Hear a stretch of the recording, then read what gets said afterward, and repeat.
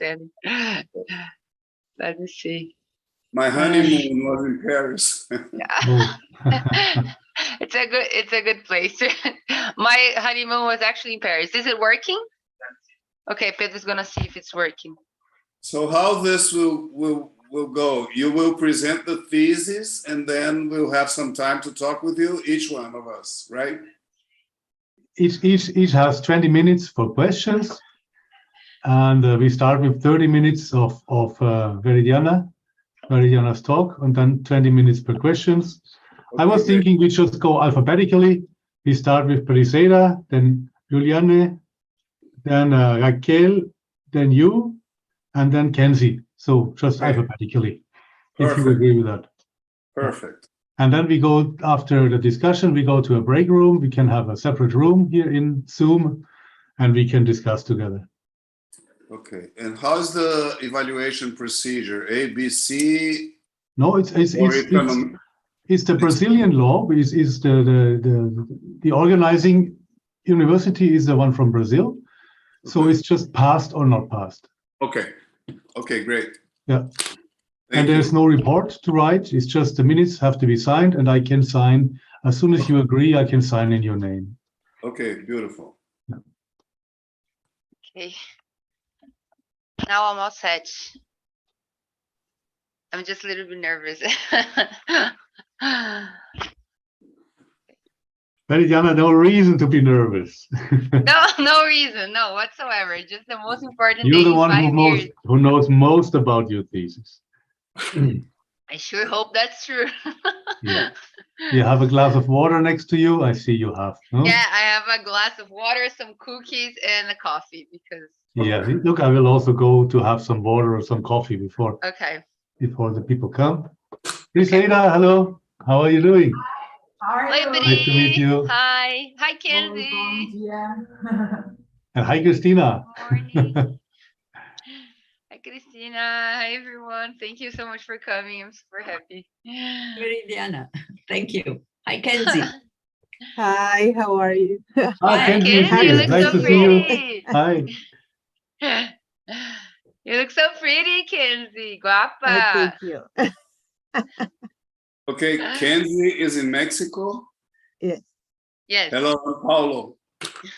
Hi. Paulo is my teacher here in Brazil. He actually was my undergraduate teacher since like 2010. No? He knew me like way before when I was like 17. So I live in Mexico, Kenzie. Yes, where? In Mexico City? Jalapa. It's super nice there. At the Inecol. It's great. Yes. It's one of the nicest research institutions in Mexico. Okay.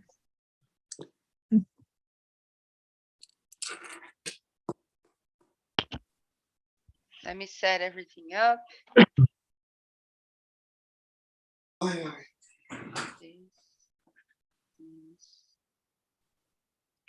So Kenzie, Franco is also coming to watch?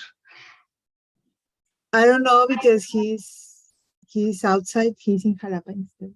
He's busy. Yes, he's busy. Is it too early there also? Yes, 7. Not too early. Usually I wake up earlier. So okay. Oh my God, this is okay. Because here's 9:30, so there is like 7:30. Imagine having to wake up. It's 7:30. It's 7:30 in the morning. Oh my God. Yeah. Yes, exactly what I said to her. But she likes waking up early, so I mean. Where are you, Betty? I'm at my house in Campinas. I see. I'm in my spare bedroom. I lock myself. Would either lock the cats or lock myself. So I lock myself in. And Pedro is dealing with the cats right now because I hear them scratching. And I'm like, Pedro, please. And now he's dealing with the cats outside here.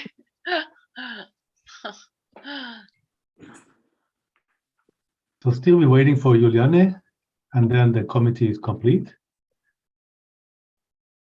Veridiana, the pronunciation is Juliane or Juliane? Juliane. Juliane. Yes. I don't think. I know. She said that she was gonna come, right? Yeah, yesterday evening she has confirmed. Okay. Still have a couple of minutes. Look, Chantal is also here. And Stefan, hello. Hi. Hello.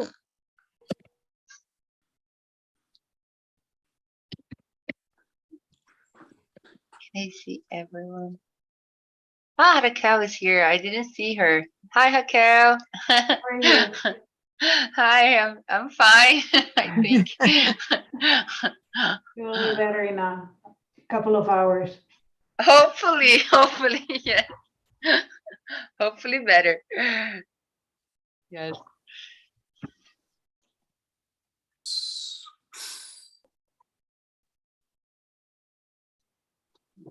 See.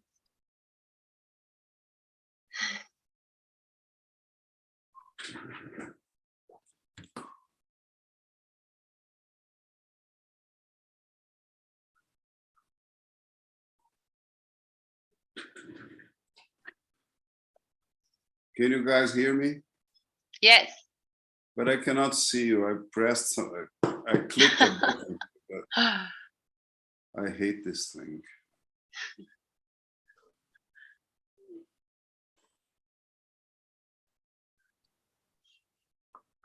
Hello, Hello. Natalia. Nice to see you. Hello. Nice to meet you. Nice to see you too. Nice to Hi, meet you too. Nachi. Hi, Veri. How's it going? Yay, such a big day. Hi, Yeah. Dee. Hi, everyone. Nice to meet you. Oh my God. Okay, finally. I'm back. You look very pretty, Veridiana. Ah, thank you. I put on some effort for today. Thank you. I have this button-down shirt that I must have worn like one time before, so I was saving for this moment.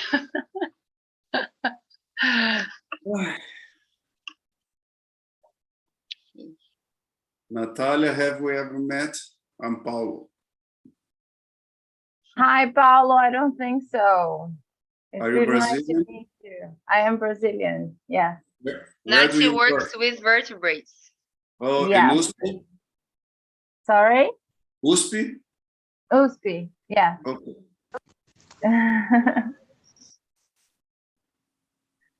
Bonjour. Hi, Nicola. Hi, Nicola. Bonjour, Nico. Good morning. Morning. Hi, You're Juliane. full. Olá, tudo bem? Hi, Juliane. Nice to meet you. Juliane, say hi, Juliane. Okay, I didn't thought it was you. Hi. So we're all here. I finally meet you, Juliane. Oh, there are some time, huh? I know you only by the literature. So No, my we have favorite. met in some mimicological meetings. Yeah, a long time ago. Yes.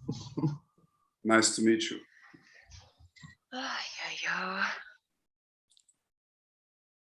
Okay. Oh, I think the committee is complete. Mm-hmm. And I just wanted to say some words. So the administration has asked me to act as the president of this committee after Nicola. Unfortunately, administratively cannot do it. And he's anyway here, Nico. And I suggest we will, well, I don't suggest, but we will start with Veridiana's presentation of 30 minutes. Afterwards, we will have time to discuss with her, to have questions for her. And I suggest we will go in the following order. We will just go alphabetically. So that means Briseida would start with her questions. Second, then Giuliani, as second person, followed by Raquel, then Paolo, and finally Kenzie as number 5. And then I might just say a few words about the thesis of Veridiana, and then we will discuss behind closed doors. There is this breakout room option in Zoom, and we can discuss together about the thesis. So just to be sure that everybody knows, everybody from the committee. We have 5 members, 6 including me. The first member is Briseida Dogo-Resende from the University of São Paulo, professora at the University of São Paulo. Then we have Paulo Sergio Moreira Carvalho de Oliveira, professor at the University of Campinas. Just a moment.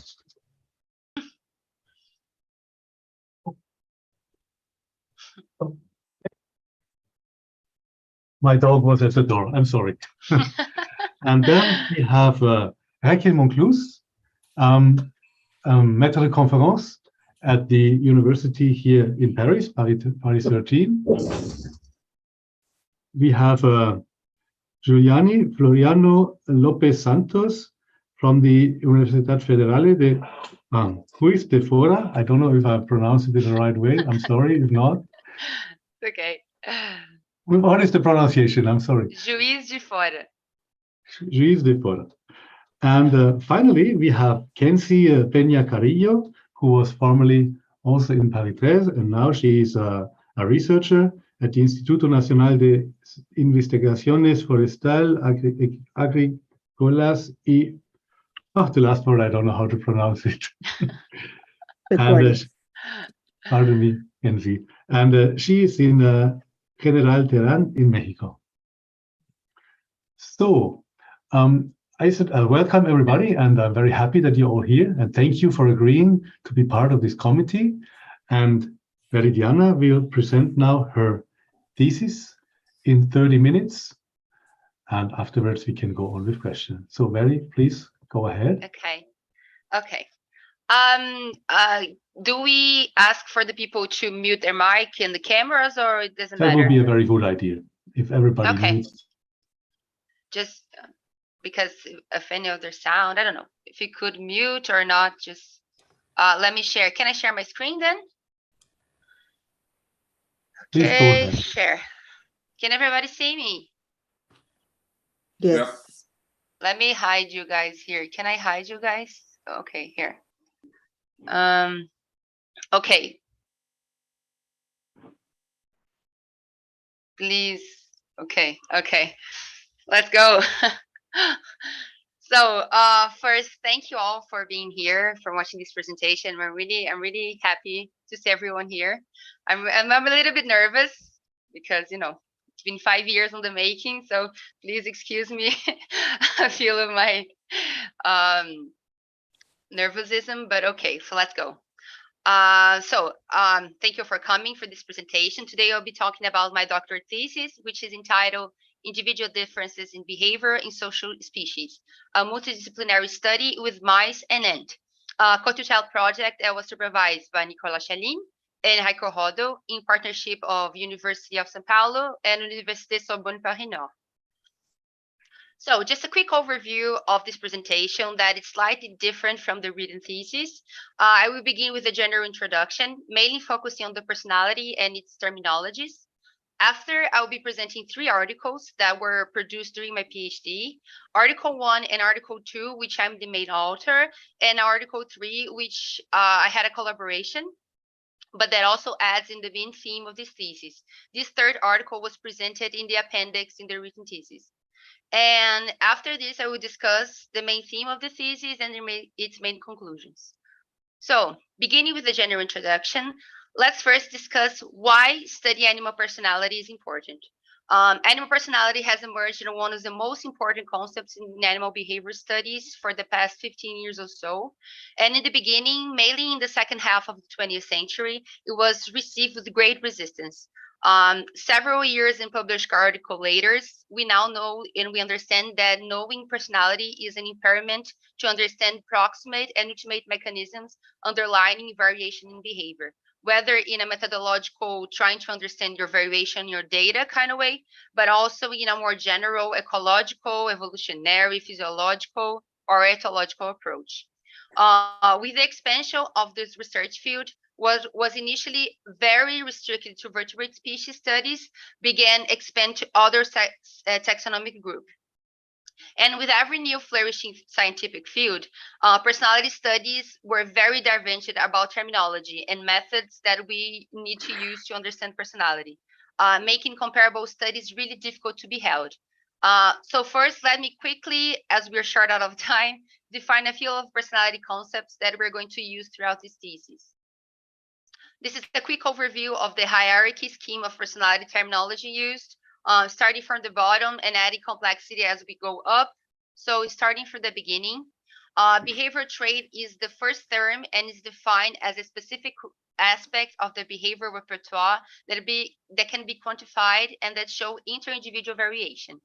The behavior must show individual consistency in order to be considered a behavioral type, which is defined as a degree of a behavior trait on a personality axis. Here exemplified by these 3 individuals and its hypothetical scores on these 5 behavior axes. And when and if these behavior traits correlate with each other across context and time, we can discuss behavior syndromes. So, as here exemplified, there are several ways to test and categorize behavior in a plurality of animal species. Sorry. So let's talk about our plurality of species.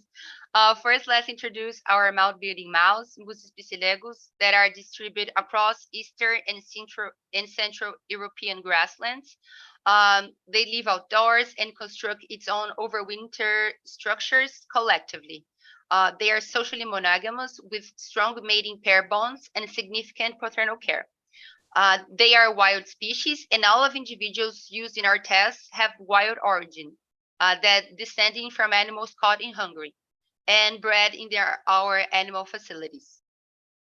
Our end study species is a member of the Striatula subgroup, Ocoponeris striatula, formerly known as Gynaptogenesis striatula, and is an ant from the Ectatomini subfamily, occurring from native forests to urban habitats. They are generalist polygynous species with nests ranging up to 1,200 workers, but averagely nests have a few hundred workers.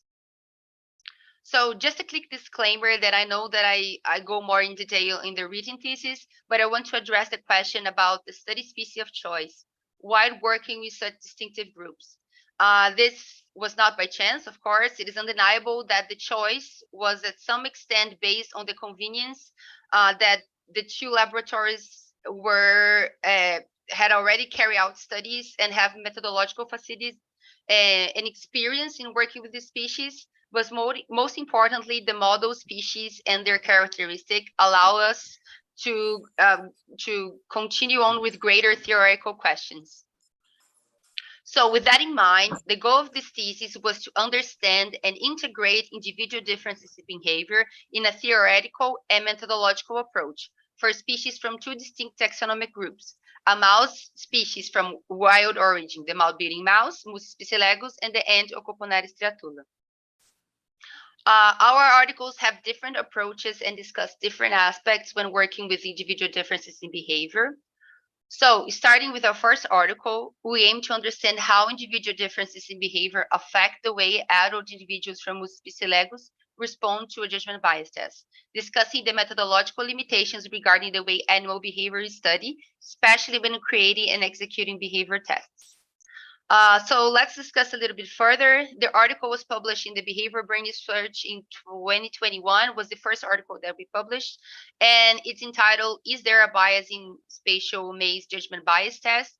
Individual Differences in Subjects. Novelty Response Can Affect Test Results. So judgment bias tests have become an important tool in the assessment of animal affective states. In this test, animals are first trained to discriminate between 2 highly distinctive cues, one associated with a positive and the other with a less positive or negative outcome. After successfully training, animals are confronted with an intermediate ambiguous cue, and their response, such as latency to approach the reward, are used as judgment bias quantification. If response during the ambiguous trial is more similar to the positive cue, the individual is deemed to be optimistic. And if the response is more similar to the negative or less positive, pessimistic. Individual differences in behavior also affect the way individuals perceive environmental cues. In this sense, personality can influence the way individuals perceive and respond to the test. possibly tempering behavior results. Frequently, the presentation of the ambiguous cue is linked with novelty, such as yet unexplored areas or areas to which the animal has a low degree of habituation. For example, these maze that segregate the ambiguous cue in novel arms. In this sense, we hypothesize that in such settings, responses to the ambiguous cue might be biased by the animal's personality, affecting the way individuals perceive novelty. With that, the greater the novelty linked to the presentation of the ambiguous cue, the greater the individual perception bias linked to their personality. And so, we aim to investigate how judgment bias parameters are affected by individual differences in high novelty settings, hypothesizing that more exploratory individuals may hesitate longer to enter the novel arm for being more sensitive to strong changes in their flexible routines, and also may engage in more exploratory behavior once inside the ambiguous arm for being more motivated to explore the novel environment than consume the reward. We conducted this experiment with 45 males of mouth-beating mouse that were phenotyped in exploration tendency through a novel object and open field test that were carried out 2 times. And we have shown consistency for these individuals. The judgment bias test was carried out with the 3 arms maze that consisted in a positive and less positive rewarded arm. First, animals were trained to associate the cues with their respective arm for 11 days. And after, a new ambiguous middle arm was introduced, and behaviors were measured for another 3 days with the addition of the middle arm. We calculated the latency to approach and consume the reward for all trials that indicate how fast or slow to consume the reward the individual was. We also categorized key exploratory behaviors displayed in the ambiguous arm, such as locomotion and reverse locomotion. In regard to our first question, if exploratory tendency is linked to a hesitation, we have shown no association between them in any testing days. And in regard with our second question, if latency to approach and consume the reward is related to exploratory tendency, well, it depends on which day we are referring. During the first day, highlighted here in green, when the ambiguous arm is a novel cue, more exploratory individuals display a higher total locomotion and reverse locomotion, indicating intensive exploration of the novel ambiguous arm. This resulted in longer latencies to reach and consume the reward for more exploratory individuals. This correlation, however, inverted in the second and third day, here highlighted in blue, where more exploratory individuals were faster than less exploratory ones to reach and consume the ambiguous reward. Here we elucidate this phenomenon in which we see that the first day, the positive correlation between exploration score and frequency and percentage of time in reverse locomotion, mainly driven by their higher motivation to explore the novel arm, resulted in a higher frequency of back and forth movements inside of this ambiguous arm. And so exploratory individuals scored lower latency index as taking longer to approach and consume the reward for the first day. For more exploratory individuals, the longer latencies do not reflect a more negative or pessimistic judgment bias, we believe, for it's mainly linked for their motivation to explore the novel arm. During the following 2 test trials, with increasing habituation to the ambiguous arm, this novelty effect disappears. As we can see, the association between exploration score and latency index throughout the test days is negatively correlated in the first ambiguous trial, and then inverse associated in the following 2 days, where more exploratory individuals were faster than less exploratory ones in approaching and consuming the reward. And so, this judgment bias result requires caution in their interpretation. Individuals with a shorter relative latency are typically interpreted to show a positive or optimistic judgment, while individuals with a longer latency, a more negative or pessimistic judgment of the ambiguous situation. However, we conclude that in our study, it would be flawed to link these latencies, these longer latencies of more exploratory individuals as a negative judgment bias, and that the result obtained during the second and third testing days that show a consistent pattern that evokes the question that maybe following test days are the one that can truly assess the individual judgment bias. So our findings show that in test setting associating the ambiguous cue to larger novel areas results are biased by the individual's personality-dependent conflict of motivation between arm exploration and reaching the reward. We recommend caution in judgment bias interpretation, especially when individuals show inconsistent response throughout experimental days. Previous habituation to novel settings areas and repeated measurements can help avoiding this perception bias. So with that, we conclude our first article. So let's continue on. The following article that we carried out with ants, in which we aim to understand how individual differences in behavior are expressed across many contexts and across time in an extended repetition essay for foragers of the ant Ocoponaris striatula. In a similar way of the previous article, we mainly discuss methodological limitations regarding the way animals' behavior is studied, especially when designing and carrying out behavior tests, choosing and analyzing behavior variables. So the article entitled Temporal Consistency of Behavior Traits of an Ectatomini Ant in a Multiple Test Setup was submitted to InsetSocio on August 2022, and it's current under revision. We got back and we are working to resubmit. So, as I mentioned before, animal personality studies began and for a long period of time were restricted to vertebrate species. Many researchers believe that this was rooted in the erroneous idea that invertebrate species do not present sufficient interesting behavior complexity for the study of personality. But wrongly assumed so, invertebrates can have a major contribution for the personality field, mainly because invertebrates exhibit a range of characteristics in their life history, social and sexual behavior that are extremely rare or absent in vertebrate species, and can offer a new avenue for the personality research. Unfortunately, one great limitation to working with vertebrates rely on adapting relevant behavior tests and variables that were often initially and developed for vertebrate species. Nonetheless, these difficulties are not impairments for the study of invertebrate species in animal personality, especially because now, more than ever, researchers are discussing the validity of tests and behavior variables used to assess, interpret, and discuss personality across taxa. So, considering the importance of discussing methods when working with animal behavior, this article aimed to investigate first the repeatability of behavior responses in different contexts, different test settings. And as a methodological step to find temporal consistency, we also aim to investigate whether and how behavior responses change across time. And lastly, how behaviors correlate with each other within and across contexts, describing behavior syndromes. So for that, we set 6 nests with the same initial conditions for workers, larvae, eggs, and pupae. We initially marked as many foragers per nest as we could, and from that, we tested a minimum of 5 foragers per nest on the personality tests, and a total of 154 individuals were tested. But out of these 154, only 54 reached the criteria of the minimum of 3 repetitions and were considered for the analysis. So what consisted these personality tests? We carried out 4 tests: open field, shelter, aggression, and social tests that were randomized in order and repeated all in the same day for a minimum of 3 and maximum of 5 times, each test designed to categorize a specific behavior trait. Just a highlight that I wanted to bring, this was during the pandemic, and all of the tests, the testing was carried out in my spare bedroom.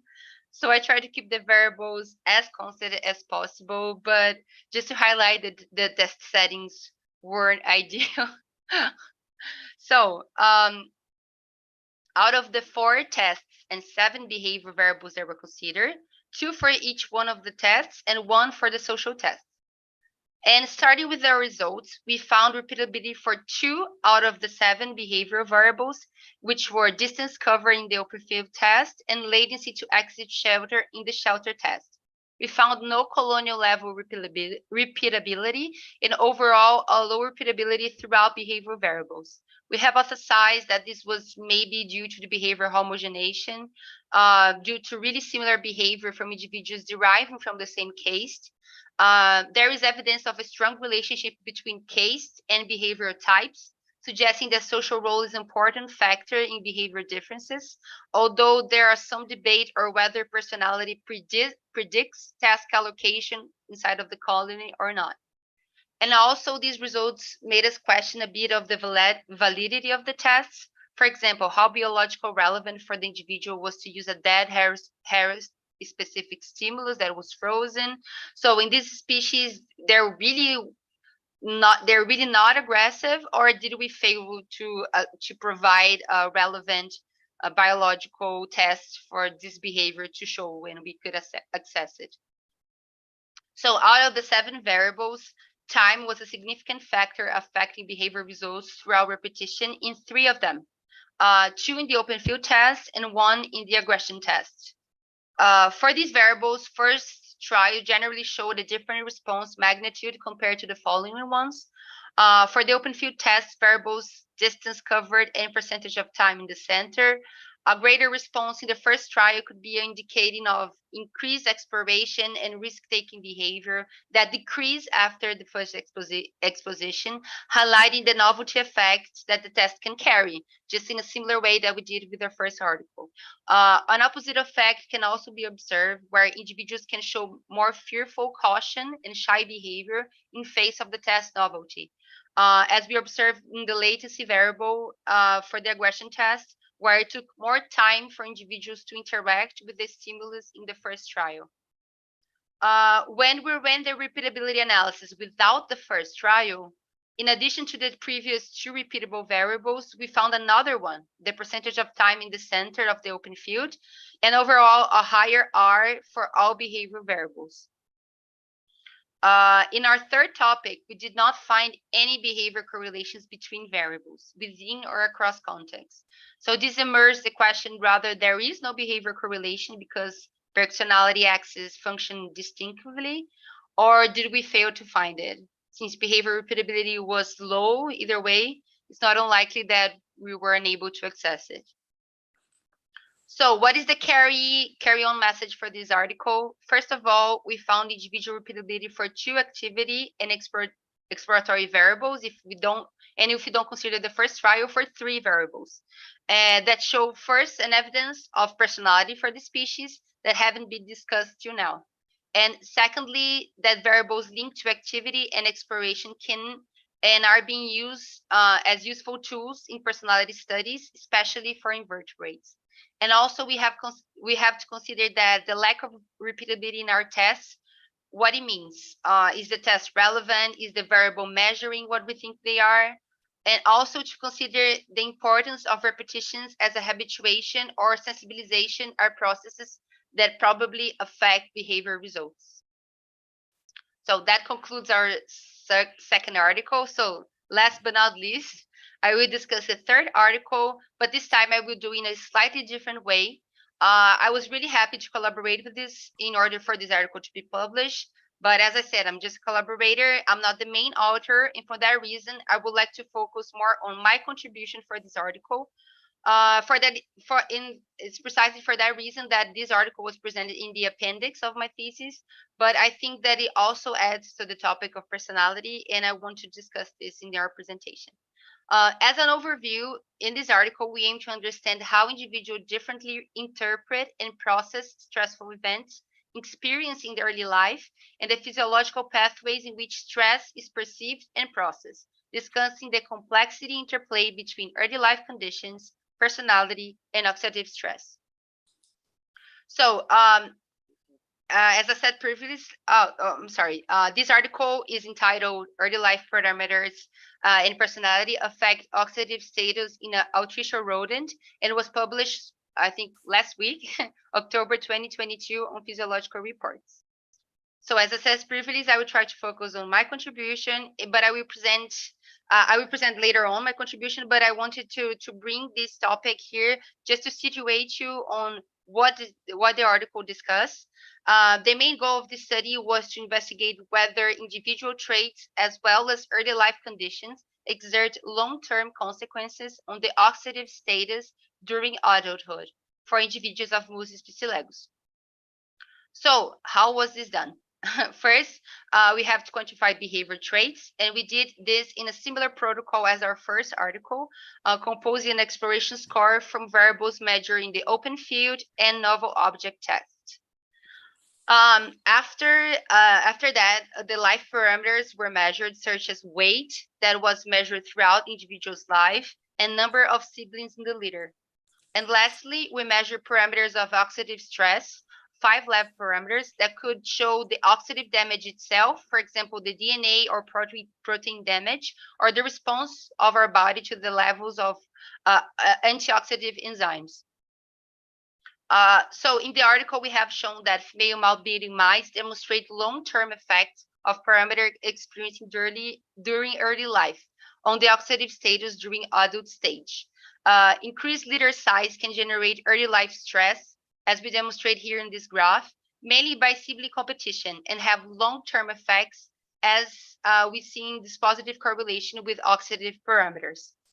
We show a negative relationship between exploration tendency and oxidative damage only in individuals with relative heavier body mass. So what can we conclude from this article? First, that naturally occurring variation in litter size is sufficient to exert oxidative damage that can have long-lasting impact in the individual's life. And so is the interaction of personality with the other early life parameters that affect oxidative stress parameters in the adult life. So in this sense, personality modulates the interaction between oxidative stress and early life parameters. This is a potential mechanism explaining how early life conditions and aspects of the animal personality are linked to cellular senescence and other processes of aging and related to oxidative stress damage. Now that we are situated, I will show what was my contribution to this article. So this tissue sample that I referred were sampled by dissecting individuals after killing, and we sample muscle tissues from the front, hind legs, and liver tissue as well. Here are a few photos that I took. And also, I was also responsible for the methodological process, such as data creation and organization, animal husbandry, mice individual marking, and here are a few of the photos that I took from the processes, talking to Heiko, me back to the animal chambers. So let's put all of this together and connect and discuss the articles that I presented here. First of all, let's acknowledge the importance of personality studies. From either a methodological or theoretical perspective, we have shown that understanding how individuals perceive, process, and respond to their environment can help us understand and improve the methods in which we study animal behavior. And I will discuss this on the next slide. But also we highlighted in this article how personality can be an important parameter to understand how environmental conditions, in this case, for example, early life conditions, can have a lasting impact on the individual. And so studying personality can have several applications, whether trying to improve the way animal behavior is studied, so kind of a self-feedback kind of way, but also in a more practical applications to increase animal welfare, for example. So considering the methodological approach that we mainly highlighted on the first 2 articles, we discussed that the validity of tests and variable showing the bias in the tests and that the variables can carry, and that we are sometimes not aware. For instance, in our first article that highlighted the bias in working with high novelty test settings, or in the second article showcasing the possible limitations in working with adapted tests from other study groups, making us question what we are actually measuring when observing behavior. For example, the lack of aggression in our aggressive tests in the second article. We have to be mindful of the species biology in order to design tests that have a biological relevance, especially now for invertebrate species that have a distinct way of interacting with their environment. For example, with chemical cues that are quite distinct from vertebrates in which tests are usually designed for. Also, we highlight the importance of time when studying personality. So we see that in both 3 articles, for example, the first article, the correlation between personality and latency literally inverted after the first day. In the second article, we see that for almost half of our variables, time had a significant impact in behavior responses, especially in the first trial, that when excluded for analysis, increased repeatability. And for the third article, physiological parameters such as body mass interfered with the correlations with oxidative stress parameters throughout the several measurements that we took. So to conclude this thesis, what are the take-home message that I hope we get from it? First, how test designs and variables must be chosen, executed, and interpreted with care, considering the study species, that repetitions are imperative for personality studies, and time have a significant impact in behavior, whether in consistency of or degree of response. That we found evidence of personality for H3 in our second article, and overall the many important discussions we can derive from personality studies and its plural applications. So that was it. I didn't check the time, so hopefully I did this on time. So I want to just took 30 seconds to acknowledge and thank everyone who's here, who was directly or indirectly helped me carry on this thesis. The lab here, the lab in France, especially Heiko, who helped me a lot this last couple of months. The jury members, the people who followed this thesis since qualification or even before that. Briseida, who also helped us a lot these last few months. So the support that I got from my USPian friends, my outside USPian friends, the friends that I made throughout this whole doctorate thesis, to my family, to Pedro, who was with me this whole time. He was helping me also here with this presentation. And for everyone who helped me finish this and to get to this moment. And more than a professional journey, I'm super happy with every bridge that I built in the past couple of years. So I don't want to get emotional, but I'm really proud. I'm really proud of myself as well, if I can say so. So hopefully you enjoyed this presentation. So let's start the arguation process. That's it. Can I stop my screen sharing? So thank you very much, Veridiana. Maybe you'll Okay. leave the screen because maybe some questions will be Okay, related perfect. Okay, to perfect. some of the slides. You were very good in time. You had 29 minutes. Bravo for Oof. that. So we have now time for questions. 20 minutes shouldn't be exceeded by every person. We will start with Briseida to be the first to ask questions to the candidate. So thank you very much. Hi, everybody. And for me, I think you would rather stop sharing the screen because Okay. I'm going through details from your research, and this I can Hi. see it better. Okay. So if everyone wants me to open the slides, I can open afterwards. So okay, don't worry. Thank you, Bri. I have my notebook here. So I will start marking my my time here so that I don't talk a lot, since there are a lot of people to talk after me. And so first of all, I'd like to thank you for inviting me here. I'm very happy to see you here today, this day. It's a very happy day, and to meet all these people who are here also. And I will make a few questions. So, and as a person from your program, the experimental psychology program at University of São Paulo, I will focus on things that have more to do with the program and how your dissertation dialogues with that. And that's a question, you know, you say thesis all along, and when you say and when you write, but I believe it's dissertation and not thesis when you do a PhD in English. really?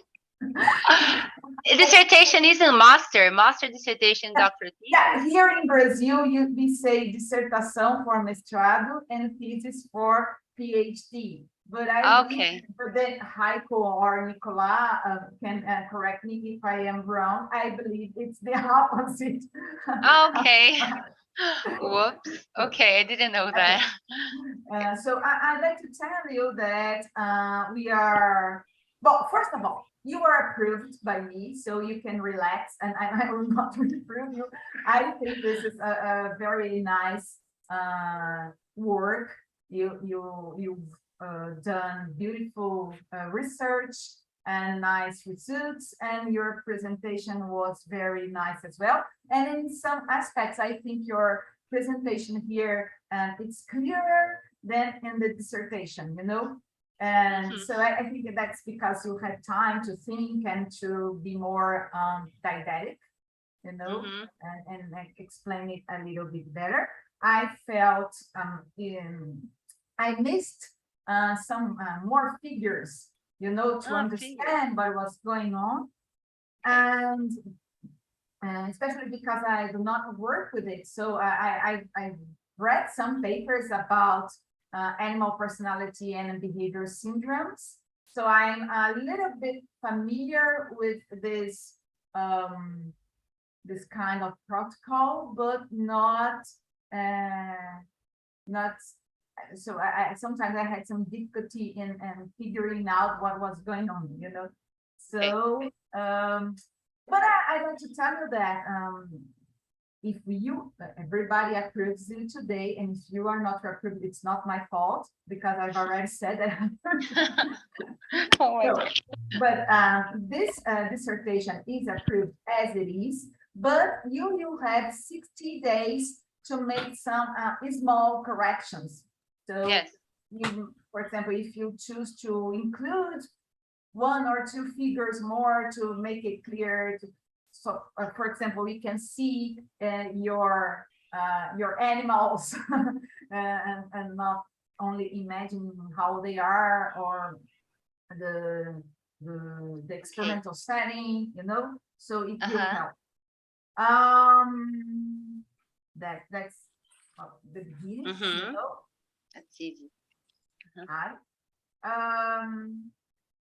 I think it was very nice that you included a presentation, so that we could have a better picture of what was the process of your PhD.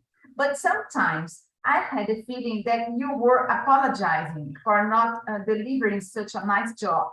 So I would like you to comment a little bit about it, and how do you feel about what you've done? So just a little bit about it. Okay, thank you, Vri. Yeah, it's been kind of a roller coaster since the beginning. I don't know if many people knew that, but when I entered here at USP, I entered working with big cats, so Feligi, and at Zoo Institution. So I wanted to work with that, and after a few months, it didn't come through, so I have to change project. And I'm not saying that I took what I could get. I'm not saying that, but out of the possibilities, that was one of them. So I still wanted to work with personality, something that I've never changed about this. I really want to work on that. And it appeared this opportunity to go to France and do part of my PhD there, and I didn't think twice. I said, yeah, let's go. So I still wanted to make this connection about the time that I took in France and working with the mice. And when I come back, I'm being advised by Nicolas. So I wanted to do something with ants. We wanted to do something with ants as well. So the idea was to do a similar method. So we wanted to work with transgeneral stress. I think I mentioned this in the thesis presentation. We wanted to work with the effects of maternal stress in personality throughout generations. So we wanted to do that in France, and then we come back to Brazil. I wanted to do pretty much the same thing with ants. And what happened is that everything changed. So my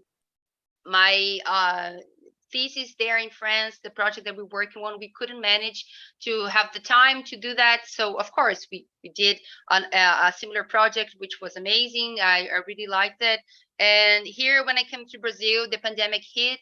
So we have to rethink what are we going to do, because I couldn't go to the lab facilities anymore. So time was also an impairment.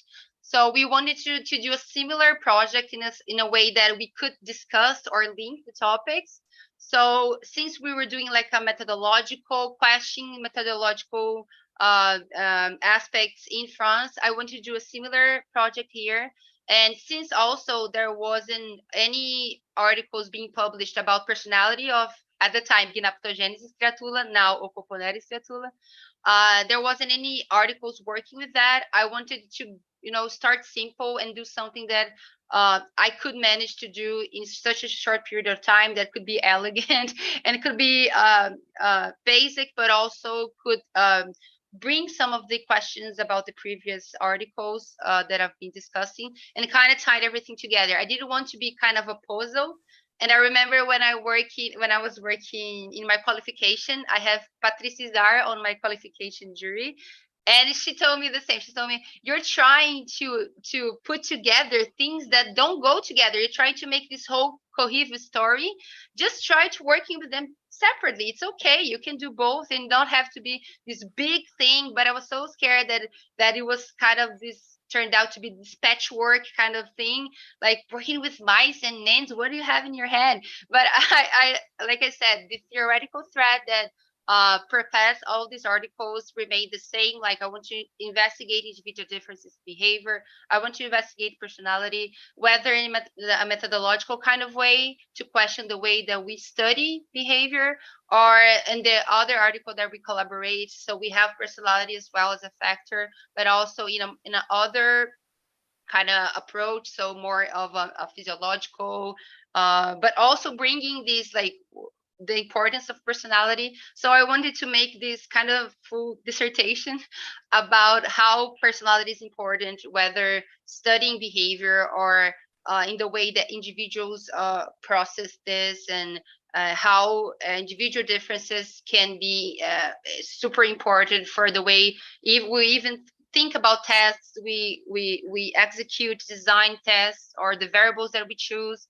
So that was the idea throughout this.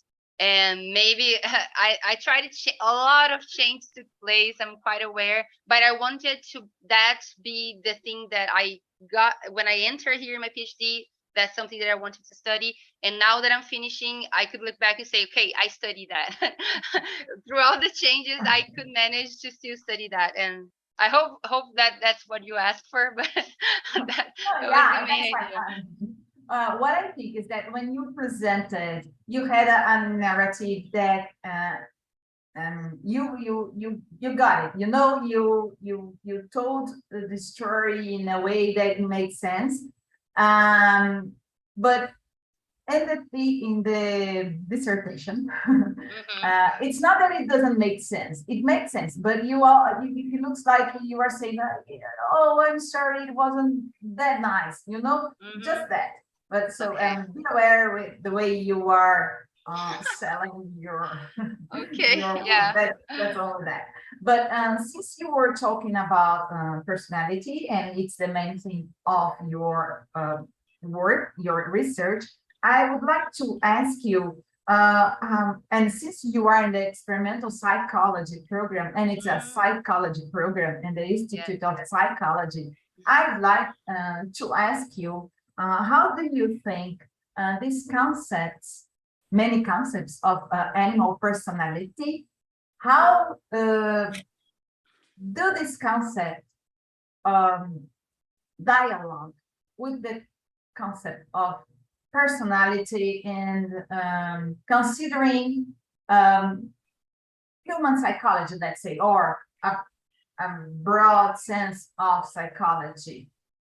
Do you think you are dialoguing with psychology, or only with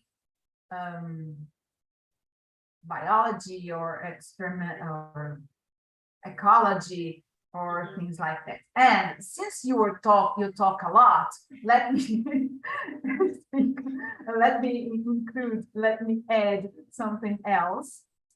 Because here in Brazil, we are studying ethology, and ethology in Brazil started here in psychology with Professor Walter Cunha, who studied ants and the individual subjectivity of ants.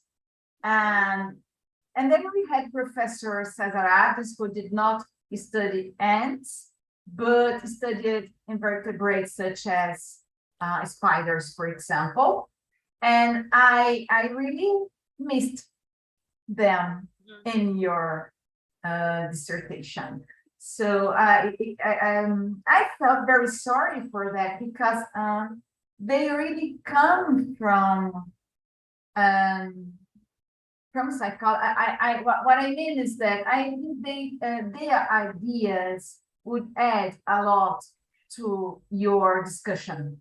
So I'd like to hear about that. And how do you think psychology contributes to your research, and which contributions do you think your research returns to psychology? So that's it. I think it's you will have a long answer. I would have more things to ask, but if we reach our limits, so we can talk later, another opportunity. Okay. Okay. So about the last thing that you said, to add this, I didn't know that actually, to be completely honest, I didn't know that he works with ants. So I just wrote it down for me to add this because it is important, like you said, especially when he was the one who kind of brought this team to Brazil and started this whole field. So it's impairments to have him in my thesis. So I will be sure to add them in the last version for sure. So thank you for that. And about the first question, actually, which is a little bit harder. I think it's easier for me to first start saying what was my contribution to psychology. I think that the way we study personality in humans, for example, is really linked with language. So we ask people, and we have all these type of, how do you say, these forms that you have to fill, and that's this coding aspect of personality, and that's how we study personality in humans. So in a scale from 1 to 10, how would you say? And I think that it's great, okay, but there's a lot of misleading about the language, about the way we think, the way that we perceive ourselves, in a way that I think express behavior doesn't lie. So I think that observable behavior is it's a way that we are not. I'm not from humans, like human studies, so I can't discuss this entirely. I could be wrong, but I think that we focus a lot in the language, in the reading of language and forms, in a way that I think we should be focusing on behavior, like observable behavior, in a similar way that we do with animals. I'm not like demeaning humans or in any sense, but I think the express behavior can help a lot to understand not only people who have language impairment, or like people who are struggling with autism or stuff like that. I'm not saying that my research is groundbreaking in the sense, but I'm saying that it can be applied. The concepts can be applied in a way that, first of all, language it's a barrier sometimes for understanding yourself, and secondly, the test itself. We have to think that the tests can carry a novelty aspect, a stressful aspect, that it's not only related to non-human animals. We know that being interviewed, like this process itself, for example, is really stressful. So all of this have an impact in the way we behave, we interact with each other, we interact with the environment. So I think that's the main focus that I think, if there's something to take home, to take to physiology, is to take care of the tests, the designs, the variable, and not only, there's sometimes nothing you can do, like the test will carry some novelty aspect. What can you do? But in a sense that if we're mindful of that, when we interpret the results, when we see what we have, the individual differences in the results, that's what we'll be mindful for. And that doesn't matter if you're studying animal, plants, non-humans, humans. We have to be mindful of the way that we tamper with the individual, with the environment, and it's gonna affect the behavior. So that's pretty much, I think that's something that psychology and experimental physiology have to take care, because we work with behavior a lot of times. And so that's I think my contribution. And the other sense, the psychology, I want to, I know I talk too much, but I just want to say that I had no experience with psychology whatsoever before. I came from a ecology perspective. So for me, it was really interesting to see this other side. And it really changed the way that I approach, that I see behavior. I hadn't worked with behavior before, actually. So for me to tamper with this field was really mind blowing. So in the sense, I think every class, everything that I learned from this from the institute, the psychology institute, I tried my best to feed in my research. So then especially the things about how subjectividade works in the individual level. So how even like in non-human animals, animals are so different, individuality works. And not only that, like the things that they experience throughout life can have mindful impacts in a way we don't understand even. So that's a part that I really I think I incorporated in my thesis, especially on the first idea, which was transgender effect. But even in the second, after all the articles that we published, I think that part of how the environment affects the individual, and the individual in its way also affect the environment, and this feedback of individual and outside, I think that something that I wasn't mindful at all before working with physiology. And I don't know if this is really related to biology, but I think that I learned this in my doctorate, and that's the main thing that I try to focus or add in my thesis back. So that's it. Hopefully it was a good answer. Thank you. I think I'll have a last question. Okay. Okay. So since you were talking about environment and the context, and your dissertation and in your presentation, you were also discussing about, let's say, the ecological relevance of the tests and what it has to do with the species. And it was something that I was wondering while I was reading your research, you know. And one of the things I was thinking was that, and that's why I also thought about Professor Cesar Adis, and he talked about that a lot, about the ecological relevance of the research. And one thing that is in the origin of ethology is something phenomenological about what is it to be such an animal, for example. So you have to consider the ants' senses, the ants' size, and the way they live. And also you have to consider the mouses. Is it mouse? Yes, it is mice. Mouse. The mice. Yeah. The mice senses and their physiology and how they live, and this sense. Does it make sense to use a unified protocol, even if you change a little bit to fit and the size of them? You know what I mean? For example, when you work with the open field, for example, it's not open, it's not a field. It's a laboratory, and they are closed, and it's very, very different from what it would be in the real world of an ant.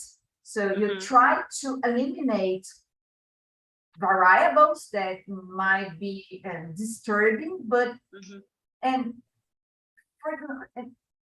for example, suppose you have some humans that you put in a cage, and then you tell these humans to reproduce, and after 5 years you take their kids and put their kids to do a test, and then 10 years you repeat, and so on, and then you will see a phenomenon, and there is a phenomenon, and you can talk things about it, but what does it have to do with real life? So I'm just putting this for discussion. I know that there are some protocols that everybody uses and so on, but since we are here in this discussion, we can take this opportunity to think about these kind of things, and to think about this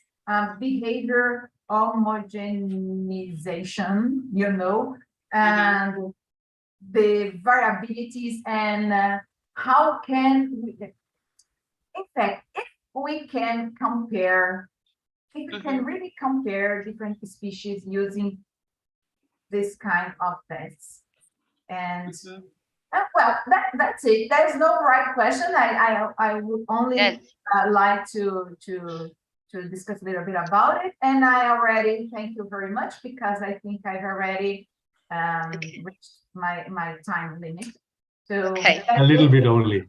No, I will be quick, I promise. First of all, I agree with you. I think that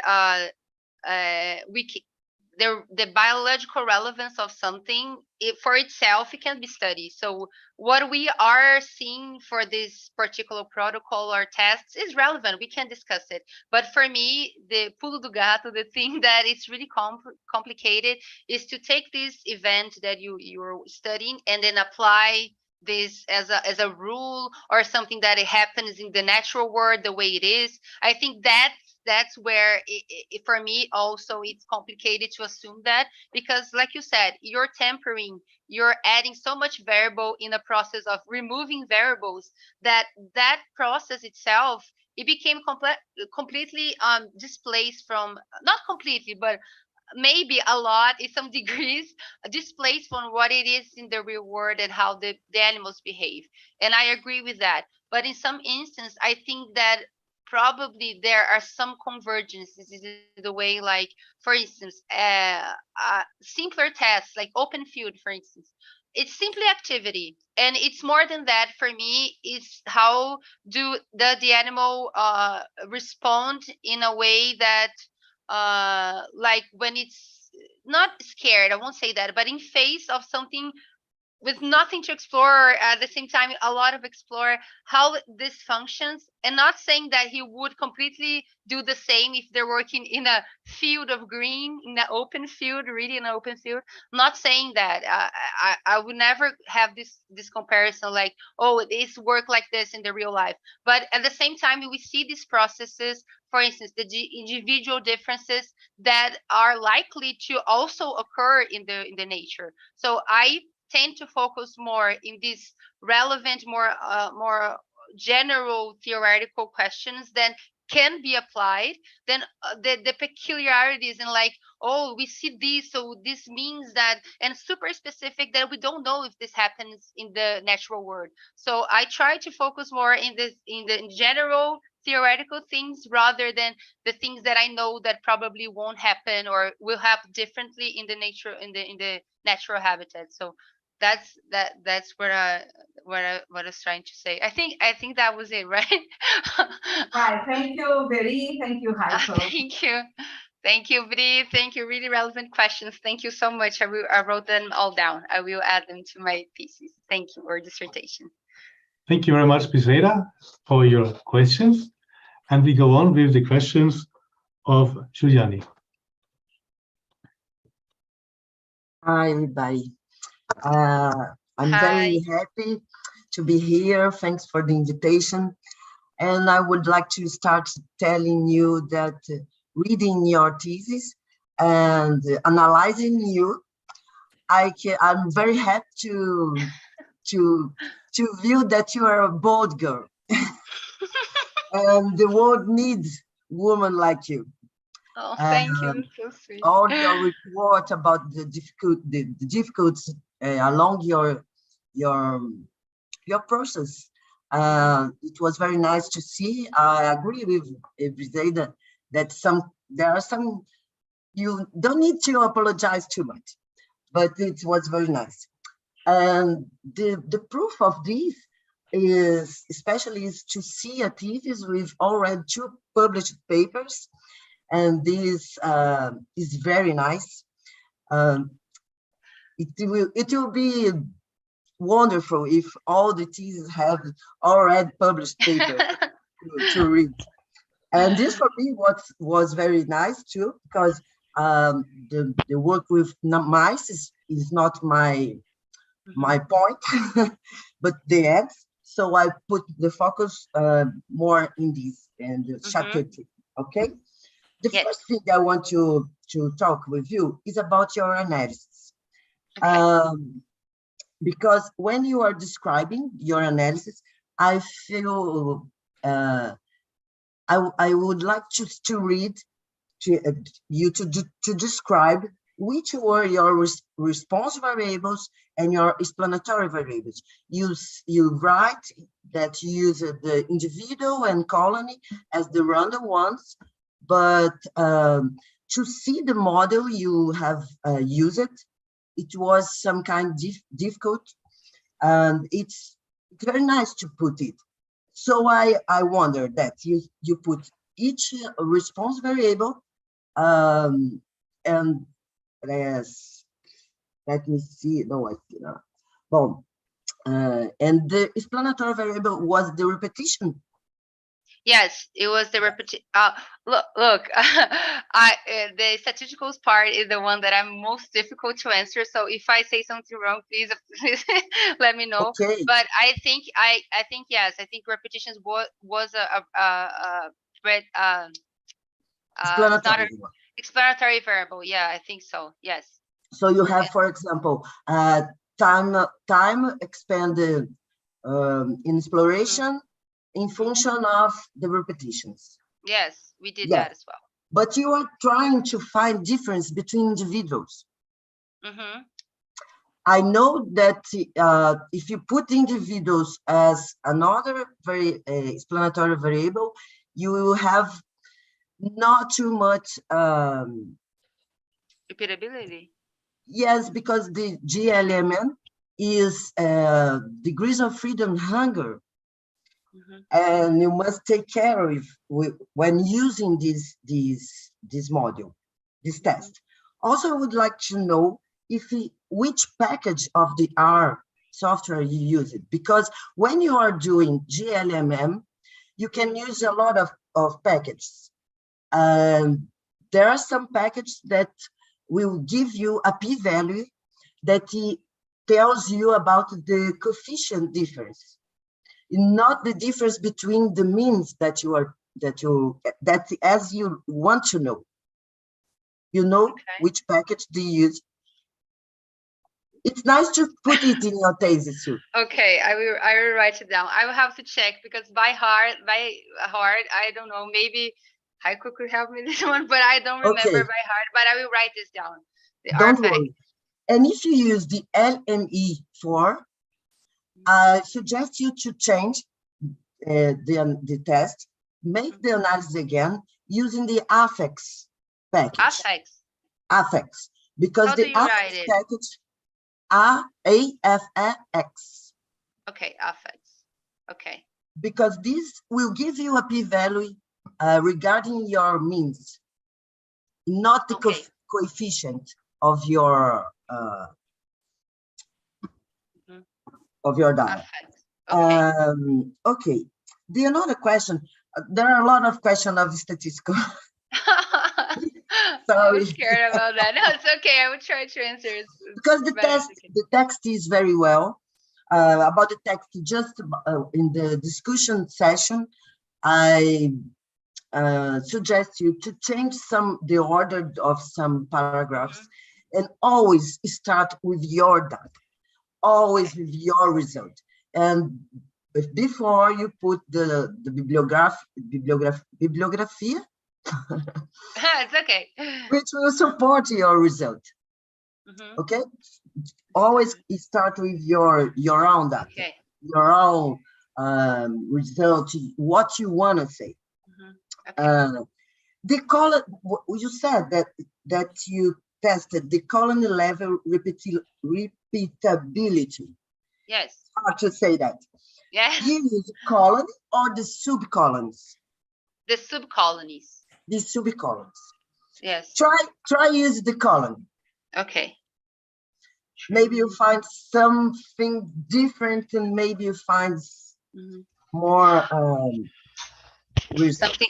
But just to add something about that, I think we collected the colonies really close to each other. Not really close, like. Doesn't matter. You do think so? Okay, I would try. I don't think it matters. Okay. Really. But Okay. when you use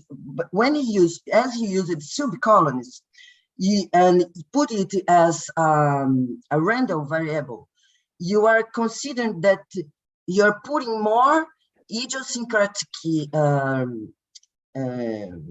variation that you don't need, because you are assuming that colonies have difference, inherent difference between them, but the subcolonies don't have. So maybe you can change your results and find some things that are hidden. You're right. I would try because using I can say, if you change also the box plots for graphs like the same used in the mice experiment, I could see the difference between the intercept and the slopes from your estimate and the individuals, and this could give me I really think that you find some more response. Okay. Also, I have no questions to you because it's very. No, it's awesome. I have really one good. question right here. Okay. Just comments to improve your work, because I think I work with ants behavior. I also made some experiments to check not the personality, but to find out how and why there are ants, some individual ants, workers that work more than others. This is very important to understand the mechanism of self-organization of the colony, to understand how the work is allocated within the ants, the workers, and this is very nice to give data to improve our work as humans, to improve our computers and so on, and so I'm very interested in this kind of work, and I see it's very very clear. There are some workers that work more. There are bold ants. For sure. There are shy ants. And when you mark them, as you did, they become our friends. That's true. That's true. That's completely true. She's there again, working more. Oh, he's going one more time. I work with foraging and look for how much times a forager work goes out and come back, and it's really it's amazing how they differ between them. So when I can see, another suggestion is to make to find some baseline. Maybe there's some papers that did this and categorize the ants, the workers, as specialists and not specialists, as elites. You said some very shy in this, but it's a good path to you, because maybe if you categorize the ants as bold or more active using a baseline, you can put in your model, for example, let me see here, latence time in shelter in function of repetition and category. And then you will find difference. And you find if, for example, both workers, they become, the repeatability is more consistent along the time than the other that's not bold. I think you will find this answer. And it's not so difficult to do this, because you can make a baseline considering maybe the quartiles of your dispersion data, distribution data. There are a lot of methods that you can use to check this. Okay? Yes. Just a comment. We consider doing that. Like, I remember discussing, I don't know who I was discussing, I think I was discussing with Honara, and she told me, you should do like put everyone like in an axis and do like the top 25, the lower 25, and we consider doing that, but then we're like, no, it's okay, we already like mid analysis, and we're like, we leave this if the review asks, but it was an idea, and maybe we should try doing that. We probably will find something. So I will add this for us to maybe run the analysis again. That's because you are analyzing the phenotypic difference between the workers, and they are alive yet, or they are already dead? No, they're dead. No, they're not dead, because I didn't kill them, but I returned them back to their environment. I put them back. Consider to do a genotypic analysis of them. Okay, that would be nice, actually. Yes, if they are alive, you can do it. Hopefully. But now it's then one year a later. correlation between the phenotypic expression that you see with some genetic expression. It would be interesting. I would like to add the genetic part. It would be really interesting. I would like that. It would be very nice. The only doubt that was not clear, your test is very clear. Congratulations. Thank you. I cannot understand what you want to say when you said the lack of collective behavior profile. What do you mean with this? And the behavior homogenization of the group. It is on the page 73. Helps you. No, I remember this part. With the behavior harmonization, what I mean is that in the analysis that we did the RPT package in R to calculate the repeatability, sorry.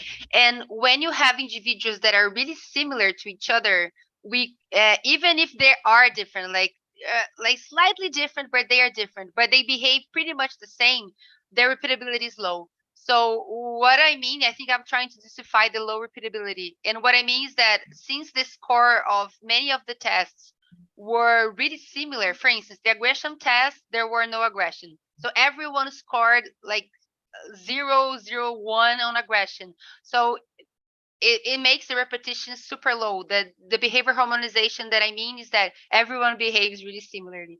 And I try to pin this on the case maybe, but maybe it's the test itself. So for the aggression test. So maybe that's what we were dealing with. That's what I mean, the behavior harmonization. And the other one with the collective profile, it's that I didn't want to add colony personality, because colony personality, you have to, it's kind of a polemic term, and I didn't test colony personality, so I didn't want to add the word, so I put like collective profile in a way to try avoiding colony personality. But that's what I mean, like the profile of behaviors, if they are similar inside the subcolonies, actually, in a way that they are different from each other, but in this case it's not. So that was me trying to avoid colony personality. So when you say that there is a behavior homogenization of the group, Mhm. you consider that there is a collective behavior profile or not? No, I don't know. That's a good question. Let me think. Yes, Because, because I sorry. think that if the behavior is homogeneous, Mhm. the collective behavior profile exists. That's true. Across colonies, but everyone behaves the same. Okay, Yes. that's that's true. I didn't think about that. So take a careful look at this phrase, because it Yes. contrasts with another things you said that I agree more than with this. Okay. No, you're right. Yes, you're right. Completely right. I was thinking about the colony, the sub-colonies, and I didn't think about everything together as a pool. But you're right. If everyone behaves, there's a collective profile. Yes, because you take a sample, but Mhm. what you really need, you really want, is to find something for the species. Mhm. Okay. Uh-huh. And congrats again, and continue to be this bold girl that you are. Thank you so much. You were really helpful with all the tips, especially on the statistic. I will take a look again, and this will help me a lot in the reanalyzing and resubmitting the paper. So thank you so much, Juliani. I'm really grateful for your question. Thank you so much. Thank you for the invitation. Thank you. Okay, this is okay. Thank you very much, Juliani, for your questions and your discussions with the candidate. And we will go on with our next examinateur. I have said it almost in French. Our next reviewer, which is Raquel Monclus. Hi, Raquel. Hi, Very. Thank you, Very, thank you.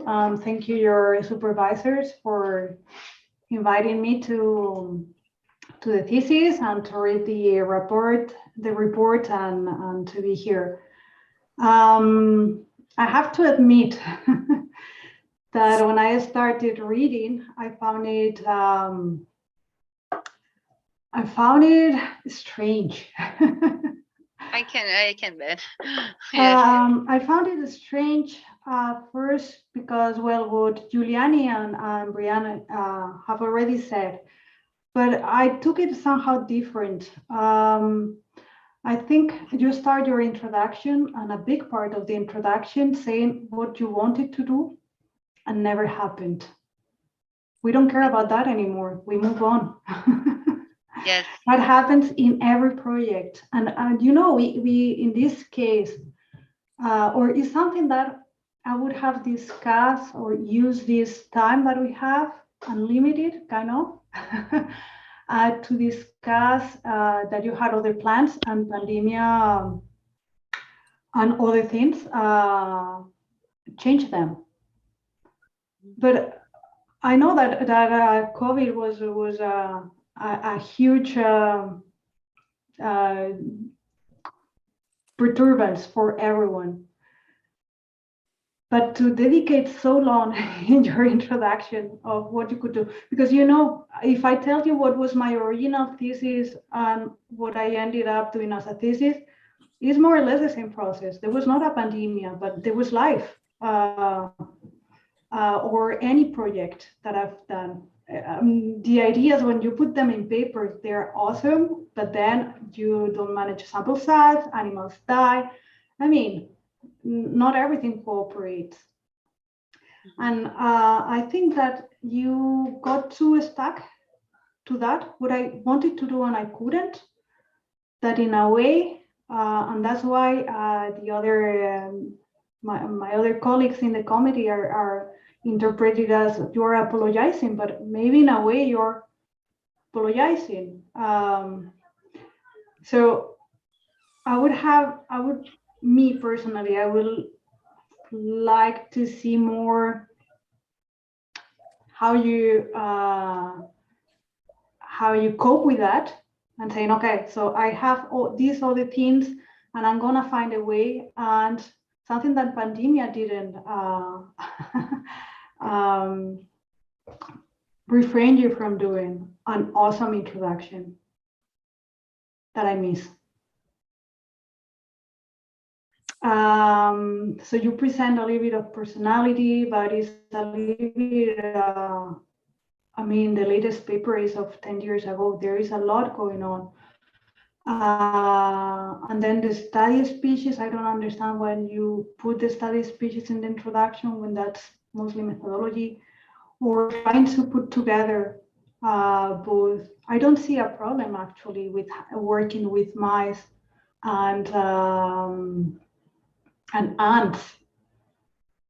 But I do think you have to find a link, and the link that you found was methodological. But I think that your two questions are completely different levels, because for the first paper, your question is mostly you're challenging some results that have been published about judgment bias, and you put personality inside. And I'm still not very sure what you are challenging in your second study. And I would like that we discuss about that. If you agree. Okay. I don't know if you want to add something. I'm sorry? I don't know if you want to add something about what I said. Yeah, can I just quickly, I promise. I know that I don't believe you.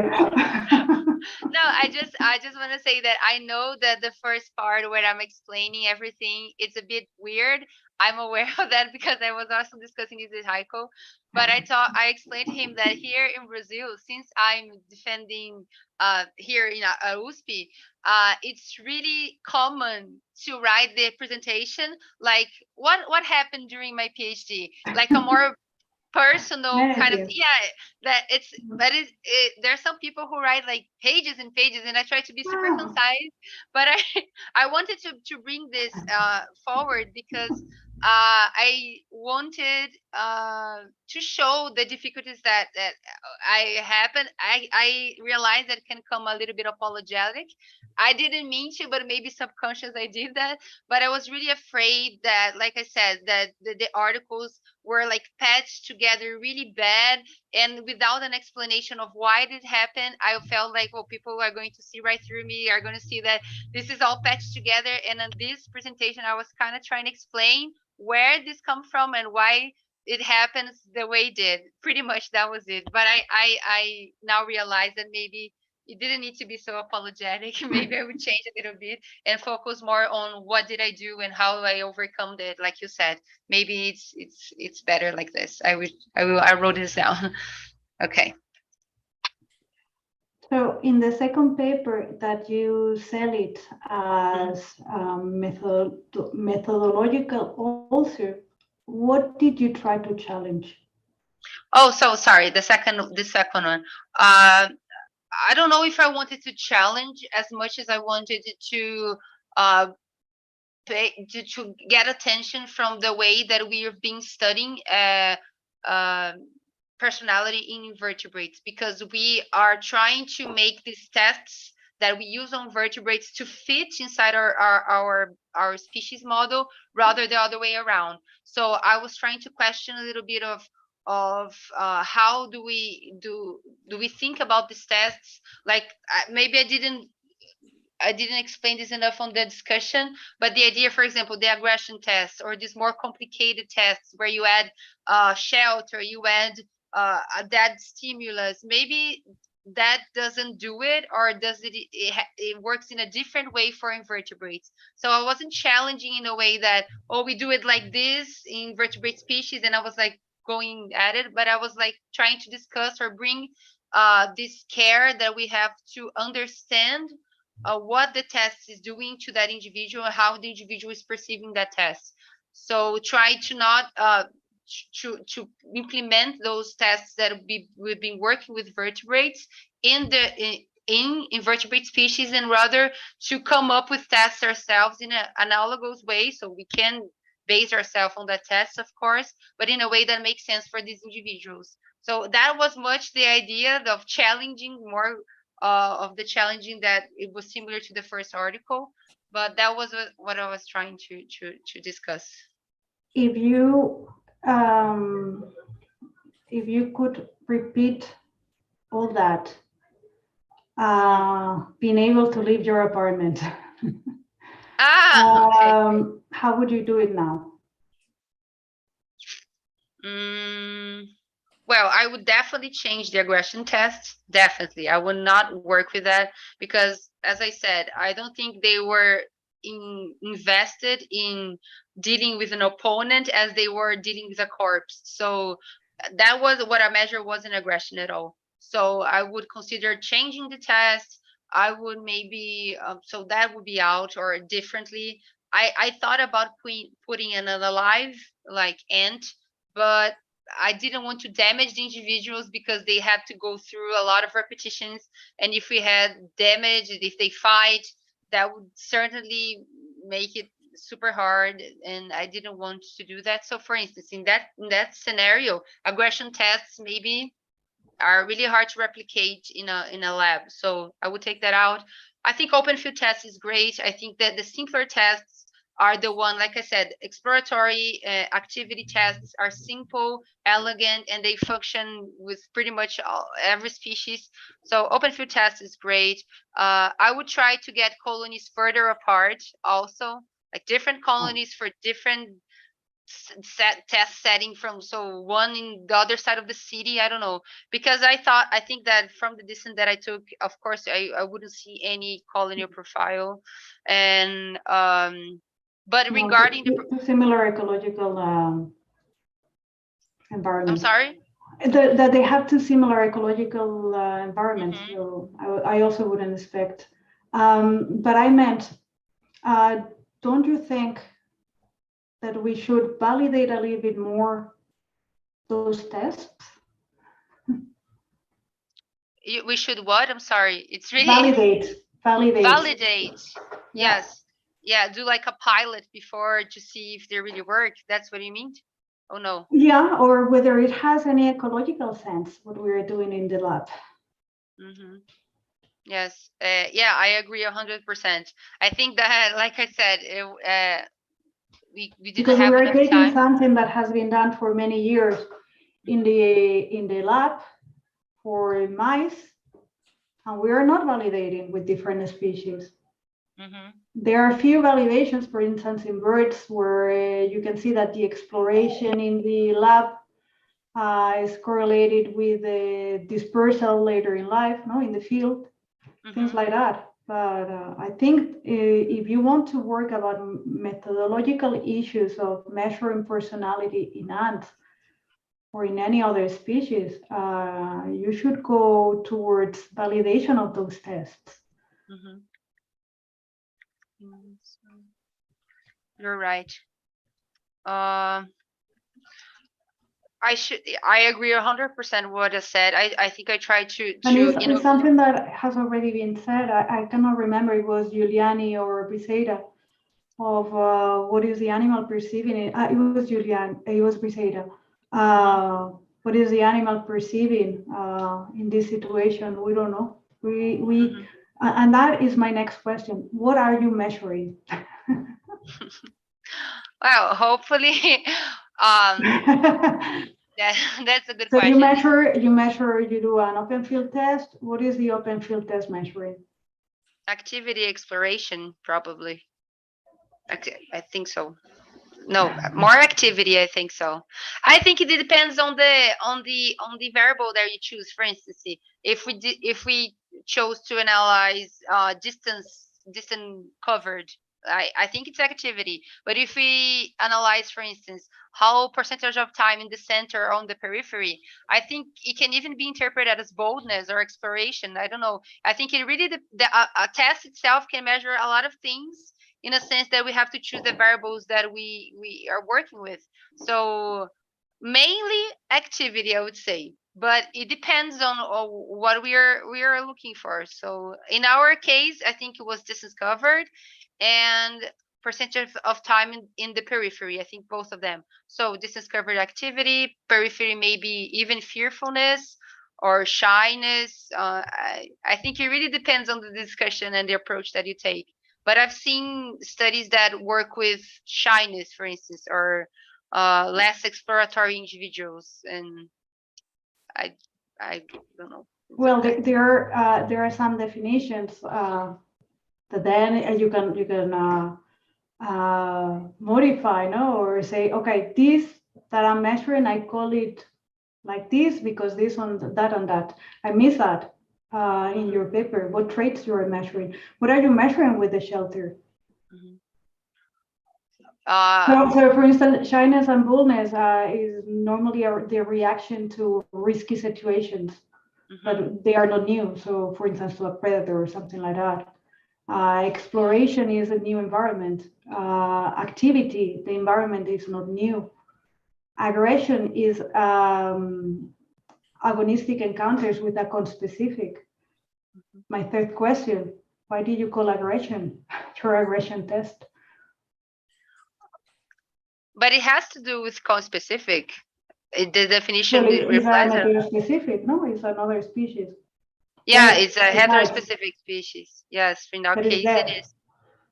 And you measure how the animal investigates mostly. The time it took for them to approach, yes. And the time, no, you have, I think, two variables. The time, yeah, we took the time to The approach and the percentage time of time spent. close to the stimulus and the latency. So for me, like it's more like a Novel object. novelty. Yeah. Yes, I think I tried to keep the initial idea. That's why I kept the name. But maybe I could add in the discussion the idea that it's not working as aggression as it is a novel object, for instance. Or change the name altogether. At all. I mean, what you chose to measure out of that, in any case, is gonna be aggression. So at the end, you are measuring all the time something similar, that is activity. So you have mostly, and then the social test, that is, I agree that that's a social. So you have one trait, and how many contexts you have? How many different contexts? Theoretically, four different tests. What is a context? The context I use as a test. When we talk that they are repeating on different contexts, what do we mean with context? I suppose that they're the different elements that that generates the environment or decompose the environment, and they are different in a way that individuals respond to their environment differently. That's what I would define context. I don't know. I'd never seen, I think, a good definition about that, but you got me there. Well, a context is a functional behavior. So for instance, when you measure aggression, you can measure it in the context of mating, or in the context of competition, or in the context of, I don't know, finding food. And so it's not you're seeing that the animal is aggressive while mating, that the animal is aggressive while finding, or more aggressive than others, and more aggressive in another context. And then you have a behavioral syndrome out of that, and you have the axis, no, of aggression. So here again, you have one petri dish, so it's always the same arena, that you add few things, so you don't have even different contexts. You have different tests. Trait and different contexts. Okay, think about that for phrasing a little bit the paper, in my opinion. Another question that I have, that it came from that.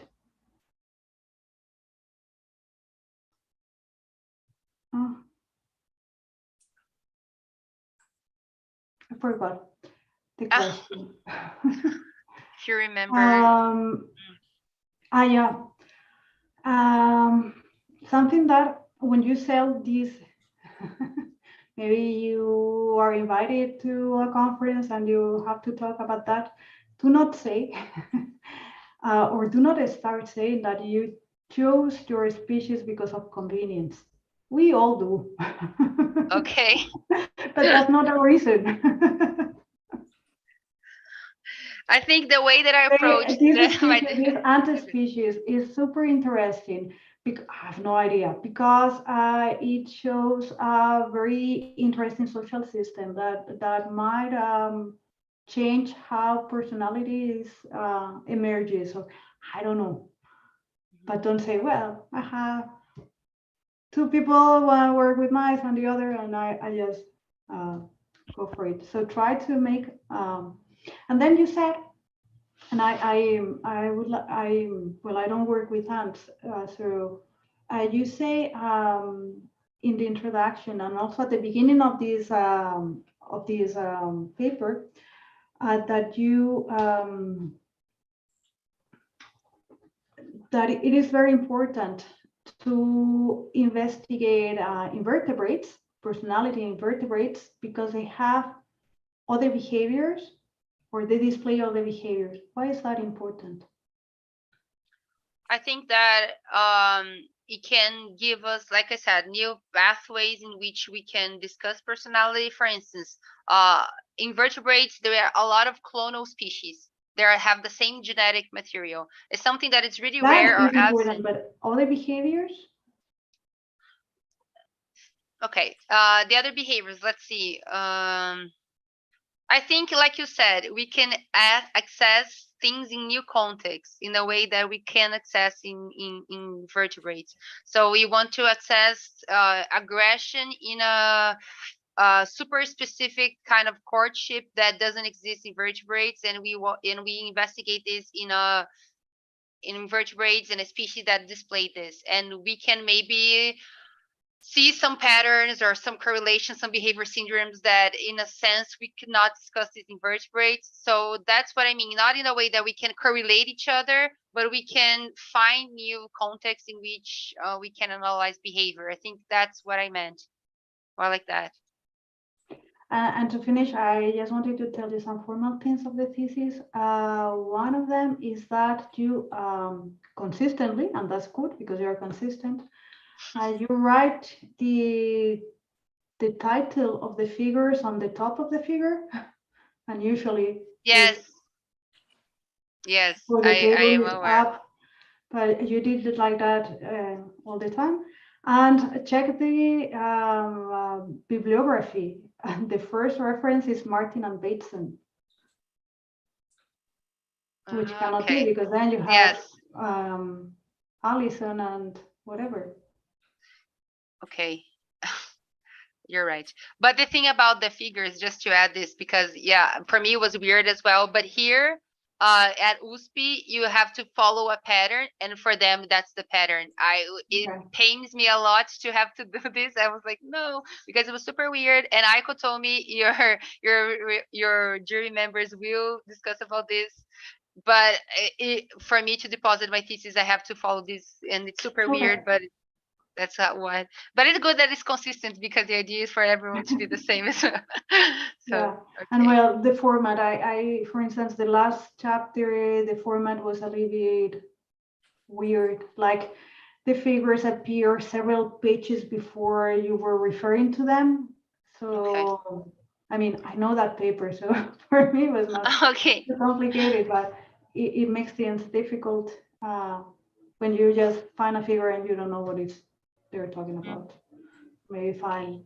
There are large figures and they are large tables, so I understand that it's complicated to find the right place in the text. But well, I will adjust it. For me, that's pretty much it. So thank you very much, Veri. Thank you, Raquel. It was really good questions. It caught me a little bit off guard of how good they were, and I will consider them, all of them, when I will resubmit this article and resubmit the thesis and the figures, everything. So thank you, really, really. Well, the figures, if it's like that, it's like that. But I've never seen them anywhere published like that. No, I mean the figure in the appendix of the article, of our article.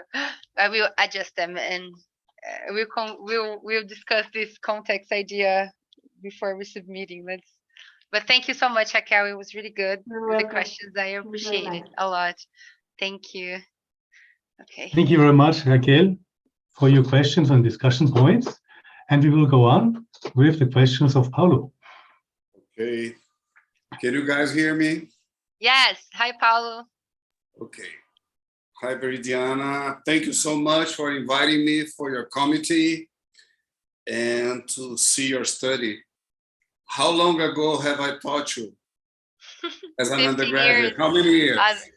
13 years. 13 years. 13? Yes. I'm getting old. So am I. Okay. Your thesis opens a wide range of avenues in the study of behavior. So I was very happy to be able to read it. Although I study ants, I must confess that I like more the study with the mice. It was more provoking, and I think that it opened very interesting windows in the study of personality in mammals. And your experiments were very nicely done. I enjoyed very much reading it. Not so much with the ants, but I'll go more about this. I promised I will be brief. I swear. Okay. I marked many parts of your text, okay?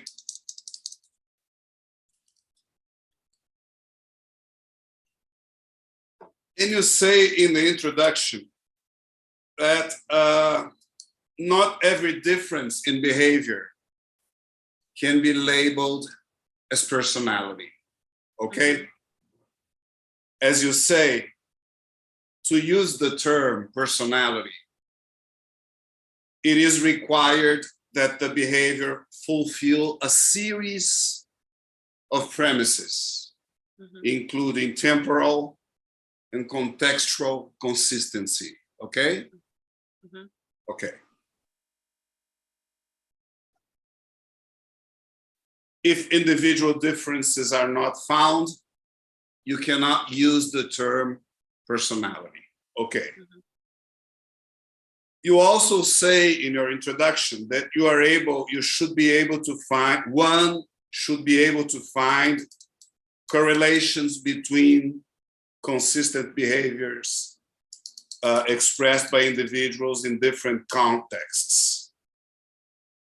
Otherwise, we cannot describe behavioral syndromes, as you say in the introduction, okay? Okay. Again, when I read the introduction, I thought that having said this, you would somewhat avoid to use the term personality profusely in the text, because you yourself put restrictions to the use of the term correctly, okay? Okay. To my surprise, however, you use the term personality more than 200 times in your text.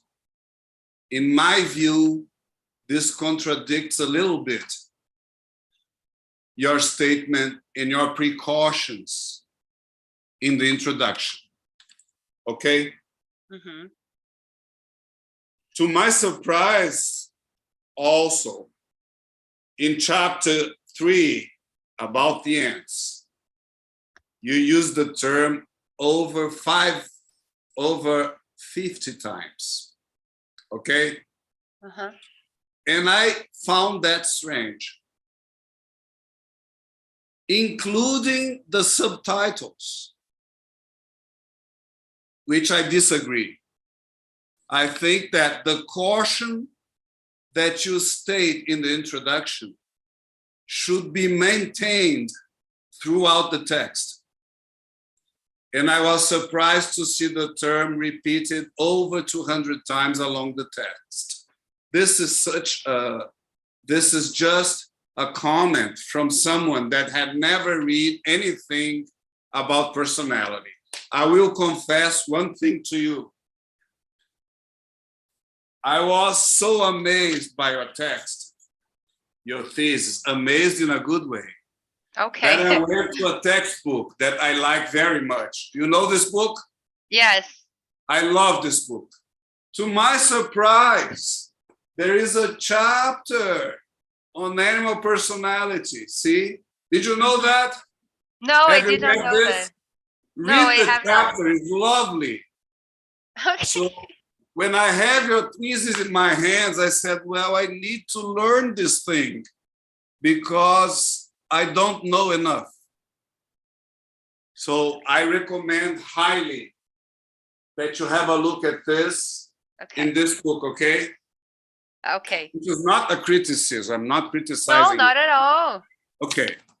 But again, the caution that you express in your introduction is not reflected in the rest of the test, in my opinion, okay? Okay. So I'm just confessing this to you, and Perfect. maybe you and Heiko can think about of what I'm saying, okay? Perfect. Okay. My next observation is that since I'm reading for the first time about personalities, I was astonished by the use of terms like affection, affective states, and emotion, because I never read things like this before your thesis.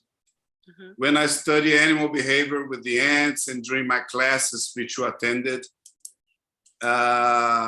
because these are terms mostly referred to us. Okay. So I'll tell you something.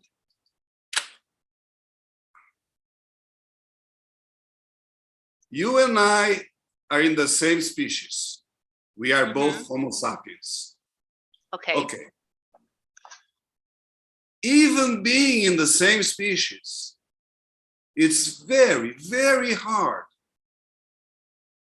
to enter and to understand your affective states and your emotions. Yes. And we have the same type of brain, you and I. We are both humans, and we both experience emotion during life, and we both experience different types of affections during life. And we are in the same species, and we share the same types of brains, which means that we perceive our environment with the same biological capacities, or at least similar. Okay. But even this, even under these conditions, it's extremely hard for you to understand Paulo's emotions and Paulo affective states, right? Yes. Okay. I will confess, I did over 15 years of psychotherapy, and I'm still looking to understand my emotions and my affective states. Perfect. Okay? Okay. Having said that, Aparentemente existem pessoas que não gostam de banana. what happened? Nothing, nothing. Go ahead. But now the screen has changed here. Am I back? Look, am I back? Okay, okay. Okay. So having said that, I find it very strange to deal with these words in a thesis. And again, this is not a criticism. I'm just commenting that I am a newcomer and I hesitate a lot to use these terms when studying animal behavior, just because I'm an outsider of this field, okay? But it was very exciting because I learned more, and I went to this book about animal personalities to learn even more. So congratulations, but take into account my criticism. Perfect. About you overusing the word personality and affective in your thesis. Think about that with your advisor, okay? Yes, perfect. Okay. Now another general comments. You should have put pictures, photographs of the animals. I was so happy to see the animals in your presentation. You have to put those photos of the mice and of the ants in the thesis, because it will give a different flavor to your work, and the reader will be more happy. Okay. Okay? Perfect. That is missing, Veridiana. You have to put where the animal lives, how it lives, and the general aspect. I was dying to see the mound of that mice, so I went to Google to see how that animal lives, and because it was not in your thesis. I was more familiar with the ants for obvious reasons, but I mean, you should put that, okay? Okay. Now, I was wondering, I read in this book that one of the possible reasons for not finding differences in animal behavior among individuals in the lab is because lab conditions are too similar for the subject animals that you're studying. And the best place to study this is in the field where they live. Then, by reading your thesis, I began to think about the things that I see in nature with my ants. And one wonderful thing to study, and you will tell me if this is personality. Okay. Certain ants, Veridiana, have what we call route fidelity, which means that Maria always go east. Manuela always go north. Joaquina always go south when they go out to forage. Do you understand? Yes. We call this route fidelity. So they behave differently and consistently through time. They always leave home, Joaquina in one direction, Manuela in another direction, and what was the other name? And Andrea in, so this is consistent through time. I think this fits like a glove in the questions that you're making in the field. So you could paint Joaquina, Manuela, and Andrea with different colors and understand differences in behavior which are consistent through time among the colony individuals. Okay? In the subfamily Ponerini, this is very, very common. I did a study with Dino Ponera, the greatest ant on the Earth. biggest one. Yeah. With Vincent Fourcassi from Toulouse. Okay. You know Vincent? By name. You know Vincent, right? Fourcassi. Only by name. Only by name. We did some work together in the Amazon forest with Dino Ponera gigantea. It's a monster. I've seen it. We have the only ant in the world that you can hear when it walks, because it's so heavy and so big that you can hear the footsteps of the ant. Can you imagine that? To hear the footsteps of an ant? It's incredible. Yes. Okay. And they have route fidelity. This would be a wonderful setup in the environment to do a study of inter-individual behavioral variation within a colony. Okay? So, okay.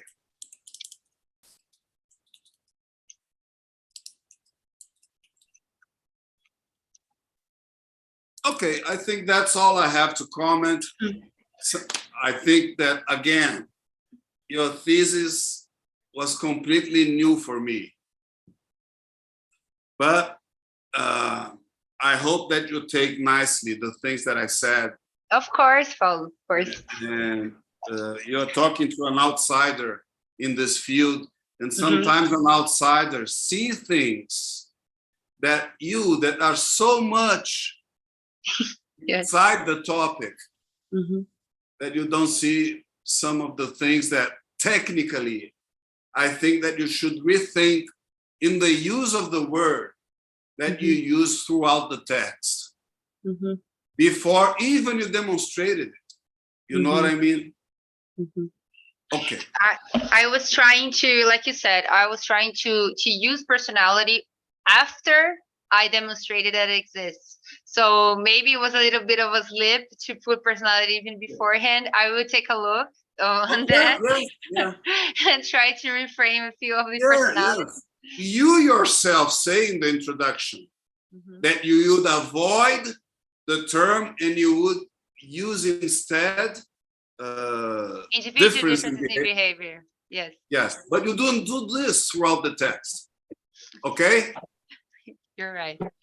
Okay, Veridiana, congratulations. I love you. Thank you so much, Paulinho. Thank you for inviting me for your thesis. And please take nicely into account my comments, my emotional comments. You're effective.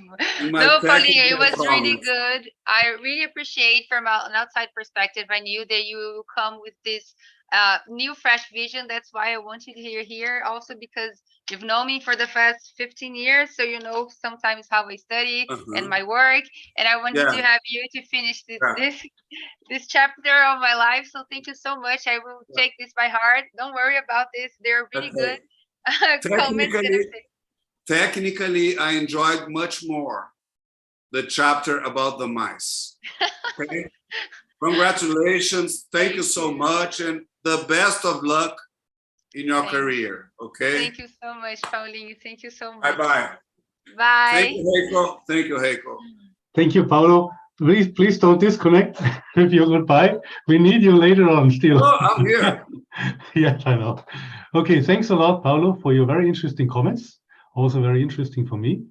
And we will go on with Kenzie, who is the last one of our committee, asking questions. Thank you. Can I just go to the bathroom real quick? Just okay. 5 seconds. Okay. Well, okay, this is a good idea.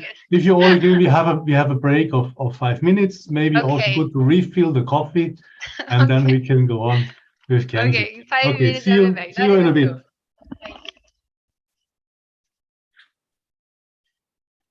I'll make a coffee myself.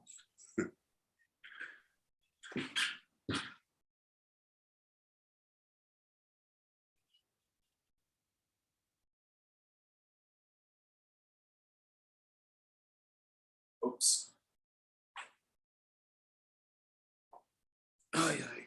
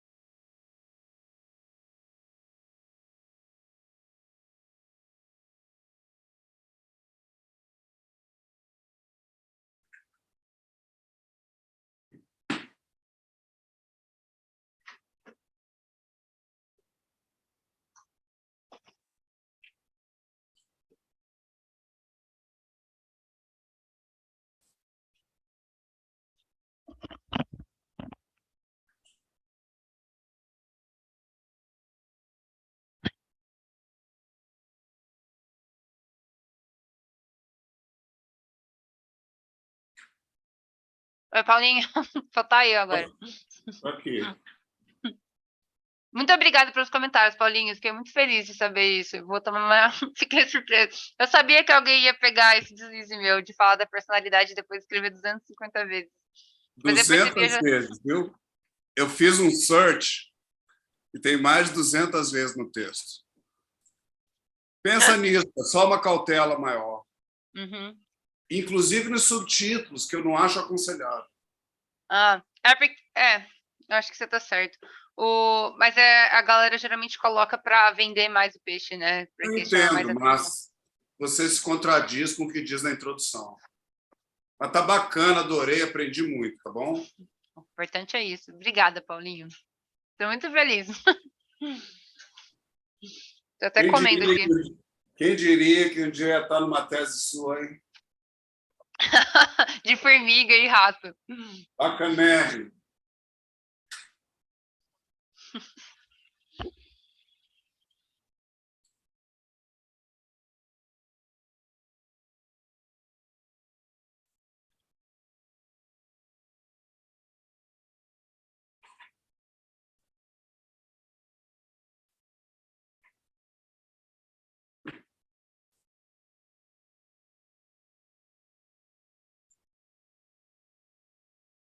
Venha um dia me visitar aqui na minha sala. Você mora em Campinas?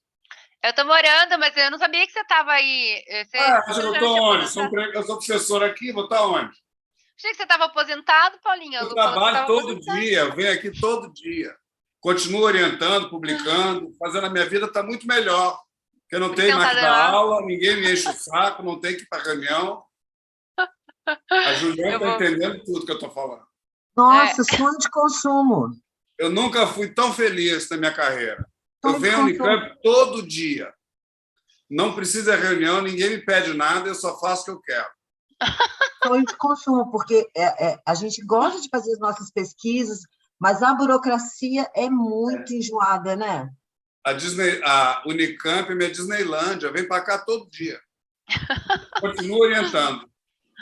Eu não sabia, eu vou passar aí, então. Um dia que eu calor, vou passar aí. Nunca fui tão feliz. Coisa boa. Pior que eu nunca vou chegar aí, eu acho, com essas mudanças de regra de aposentadoria, eu acho que eu nunca vou ter esse sonho de consumo, de trabalhar até morrer. Nunca. Assim, não, vamos chegar assim, pelo amor. É aqui que eu me divirto, eu adoro vir para cá. Continuo orientando, fazendo minhas coisas. E ninguém me enche o saco. Beleza. Hi, we're back. Sorry. So I guess the committee is complete again. And Kenzie, it's your turn. You're the last one. So we are happy and very curious to hear a few questions. Please go ahead. Thank you very much. Thank you very much, Veridiana. I promise I will be brief because at least I know that Raquel and Julian have addressed some of the questions I have and some of the comments. At first, thank you very much for inviting me. I'm very happy to see you culminating this because, as you know, well, we met in Paris, so we're always like doing experiments, and now I'm happy to read about the work you were performing there. I know that it's very important, and for me, I love the way you addressed. I like it a lot, the way you address in the introduction, the description of the problems, besides the part of the COVID and that thing that I at the moment when I started to read, I thought, oh, maybe this is the Brazilian style of the thesis.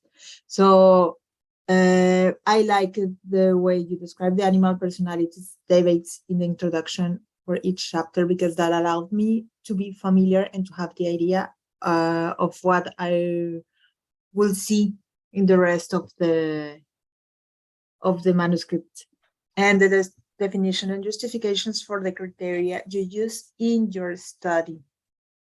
So my questions are mainly for the chapter about ants.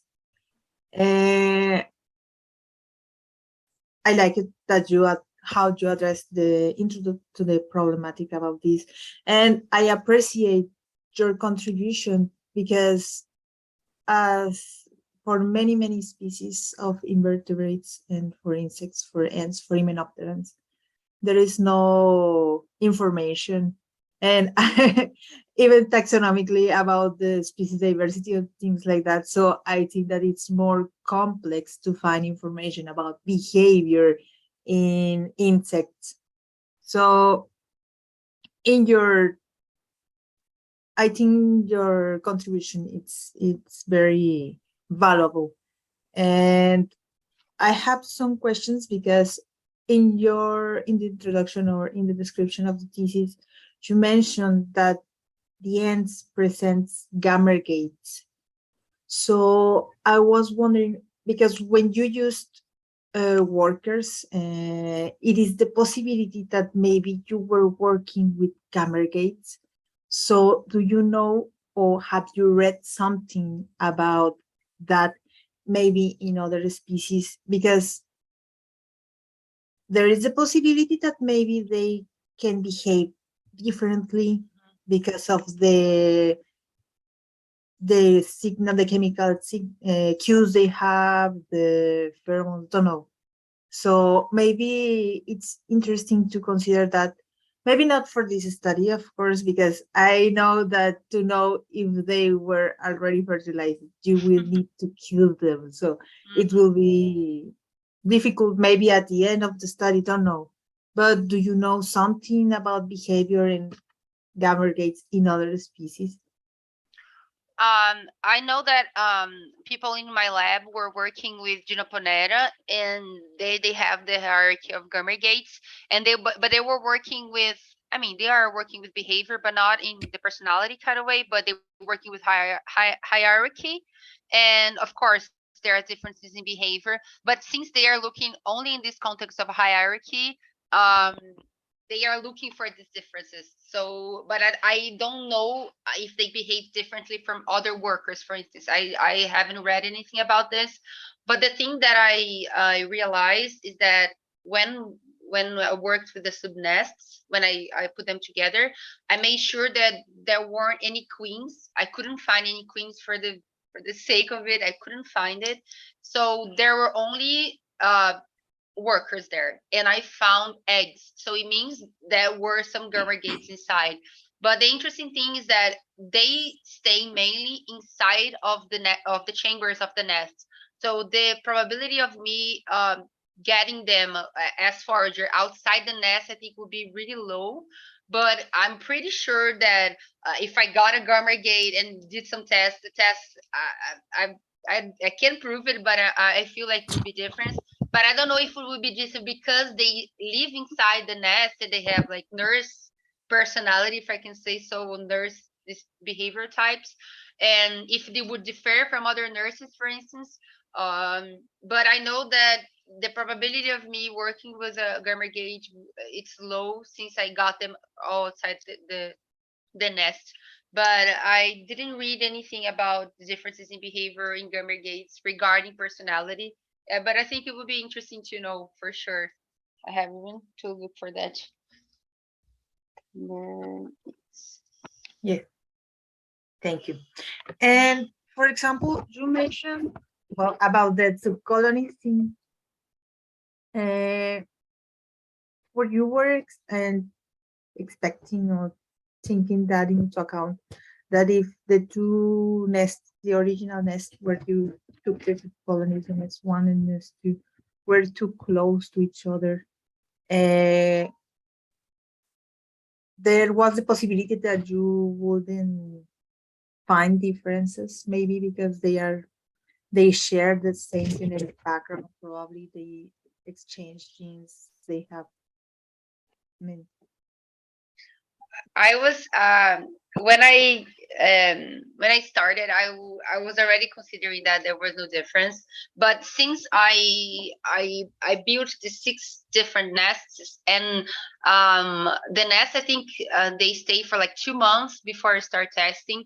So I was hoping that in this time, these 2 colonies could maybe generate some type of subnest profile rather than nest profile itself, but it wasn't the case. And I think that mainly, like I said, it's the genetic, it's, and even if there were some difference, like two nests itself statistically would be really hard to find any difference, and even the 6 subnests. And I think there are a lot of factors that contributed for me not finding any behavioral difference. It would be interesting to see what happened if I collected one nest and then moved like 5 kilometers away and collected another one. I don't know if this would change because, for instance, I with the gynecologist that I worked, and I've been working them before even this article that I published. I've been working them for another project, and we couldn't find any aggressive behavior. Even when you put them like in a new colony, you let one sleep and they fall in a new colony. The other one's just like, okay, you're new, okay, go inside. That's it.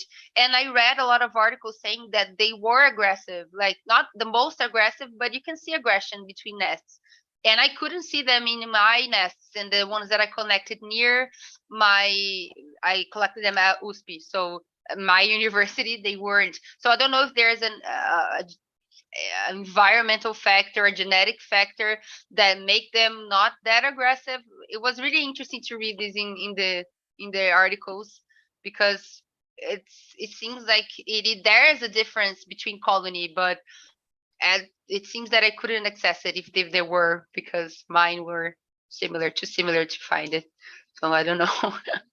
Yes, maybe for another experiment, a posterior Mhm. experiment, taking into account distance, because even, well, we don't know exactly how big a population is. I mean, don't know if 5 kilometers will be enough, maybe more, don't know. So Maybe yes, natural forest and habitat in urban fragments. I don't know, because they are in both like urban and native forests. So maybe even like that, the impact of urbanization, it would be interesting to see like yes, the color contrasting profile. conditions or something like Mhm. that. Yes, so I agree with Julian. I'm curious about what will happen about the next one or two. And about the comments that Raquel made about the aggression versus a conspecific, I support her observation that maybe it's better to use a conspecific or an species that you know that is naturally an enemy, or that provokes this aggression in the end in the species you use. I also agree with Paulo. I would have liked to see photos and images about the experiments you did in ants, because for some of them, or for the ants experiments, I was like, trying to imagine how was the experiment arena. So I see that you have those pictures because you presented it in your, you got them in your slide. So it is, it's nice, and I think for your thesis it will be nice. And let me check, because I was right, I printed it, and I found in one of the tables you presented in table number 2. I was wondering, because there are some values, and you mentioned there is no significant associations. So I don't know, in the value percentage of time close to stimulus in aggression test versus distance covered in the open field test was not considered as significant. Let me see. It's Yes, table number 2 in third chapter number 3. table 2, associations between behavior variables quantified, right? This one. Yes. And it's percentage of time in the open field. Percentage of time close to stimulus in the aggression test versus distance covered in the open field test. The distance covered is 1, 2, 3, 4, 5, the 5th column. No, I think no, because all of them, the confidence interval per pass is 0. So statistically, it's at least that's how we viewed this analysis. If the confidence interval they have 0 inside, it's not statistically relevant, and all of our correlations are minus something plus something. So it's not, even if the other values are high, the R are high. No. Okay, thank you. Yes, for me, when I was reading the table, it was like, oh, this maybe, don't know. I need to Yeah, ask. I don't know why the R is so high, but is not statistically relevant. I don't know how to explain this, but we first use we look at the interval, the confidence interval, and after we see the R. So if it's surpasses 0, it doesn't matter because it's not significant. At least that's how I was taught to interpret this data. Thank you. I think so. Okay. And for example, after after your analysis, your experiment, which variables you would recommend, or which, besides the criteria of knowing the species, you would recommend as appropriate for the species you were studying? Or yes. I think that as I said in the presentation, I think the simpler the test, the easier it is to access what you're measuring. So for instance, open field test, I think the variables that you can have a lot of variables. I only chose the 7 ones that I think that are not correlated to each other. So I chose variables that would be clear presenting my results, but I measured like 7 or 6 variables per test. So for instance, you can measure total distance covered. If you have more specific software tracking device, you can even calculate it like the angle, the movement of the end. So there's a lot of variables you can choose. But I think the most important are the tests that is not too overly complicated. So I think for instance, open field tests are great. I think that I didn't quite measure that, but if you see for instance aggression test, I wasn't measuring aggression encounter, but it kind of works as a novel object test, because they have to inspect. So the latency to interact, the time spent interacting with this new object, I think it's a little addition to the open field test, and I think it's simple enough, it's elegant, it's easy to work with. I think the shelter test is an intermediate, because for instance, if you change the position of the shelter, for instance, if you change this, if you don't put in the center and you put in the periphery, for instance, it would change the test, no doubt, because the center is it's too exposed for the end. So for them to leave, it's harder, and for them to come back, it's harder. So if you put in the periphery, maybe it would make them leave more and spend more time, because they could just go to the periphery and walk. So I think all of these variables, these additions, can make a test too complicated in a way that make it comparable studies would be too hard. So I would keep simple: open field tests, novel object tests, even social tests, even though we didn't find anything, but the way they interact with each other. If you have the right software, it's way easier. If you have the clustering software where you can see where they spend the most time together, perfect. I think that's also a good experiment, but you have to associate them with a good software. And I did this by hand, so I don't know. If you have the ability, that would be great. So I think this is 3 tests. I think I would consider working with them again. Yes, I understand. So, well, I think that those are my questions, because as Paulo, I was new reading about personality. That's why I focus on the chapter in ends, because it's like I'm more familiar with that. So I would like to thank you for this contribution, for the word of Hymenoptera, because it's my group of work. So I appreciate a lot this contribution. Thank you very much for inviting me. And I wish you the best for the next steps, maybe a postdoc, maybe do you have other plans? You already have plans? Maybe come to Mexico. I can come to Mexico anytime. I'm still debating whether or not to continue on academia, because here in Brazil we have it's really difficult to pursue this. We're living in a political crisis that is really hard on the science, and it makes me kind of not as motivated to continue on with academia. I love academia. I've been doing this since like 13 years. So I really like doing this. I appreciate all your comments, but I'm really in doubt of what are my next steps. So I can also come to Mexico on holiday, maybe to visit you. But I think I'll have to consider the possibilities to whether or not to continue academia. But I would really like to continue studying. I think that I like this lifestyle, I believe. But I don't know. It's still. I need a vacation to think this. Maybe you can And come then to Mexico to think if you want to continue in academia. I No, can but think about I this. think it's natural. I mean, I would like to encourage you to continue in academia if you are in love with this, because we know how hard it is. We know how hard it's in every part of the world.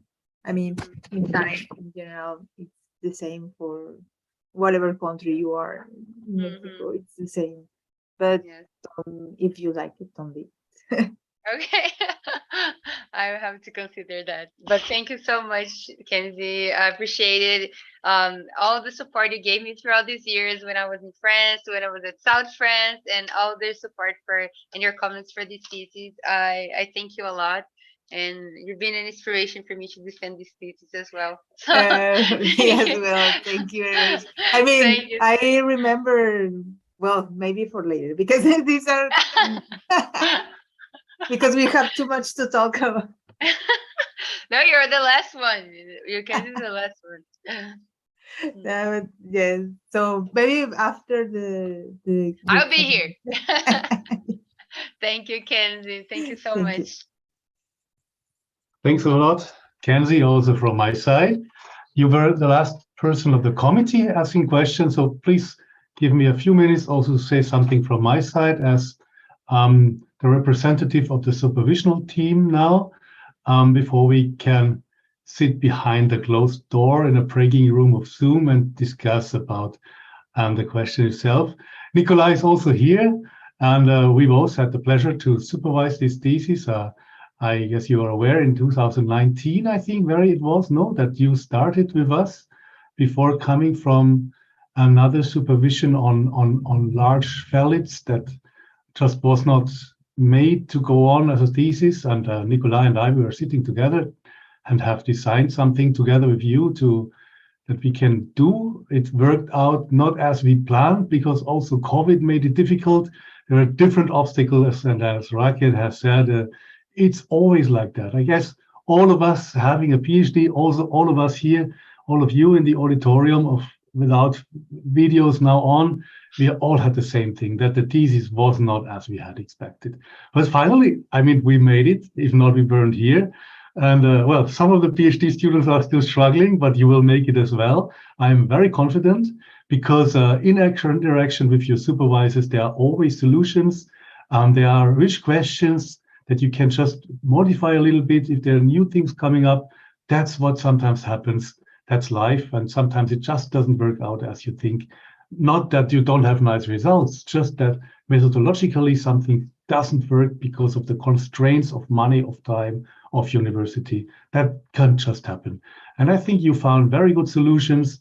Then you came to Paris, to Viltaneuse, to work first with me and then with Nicolas. Of course, what means with me, Veridiana was with me at the LEC, but we always were in interaction with Nicolas, who was truly involved all the time in the studies.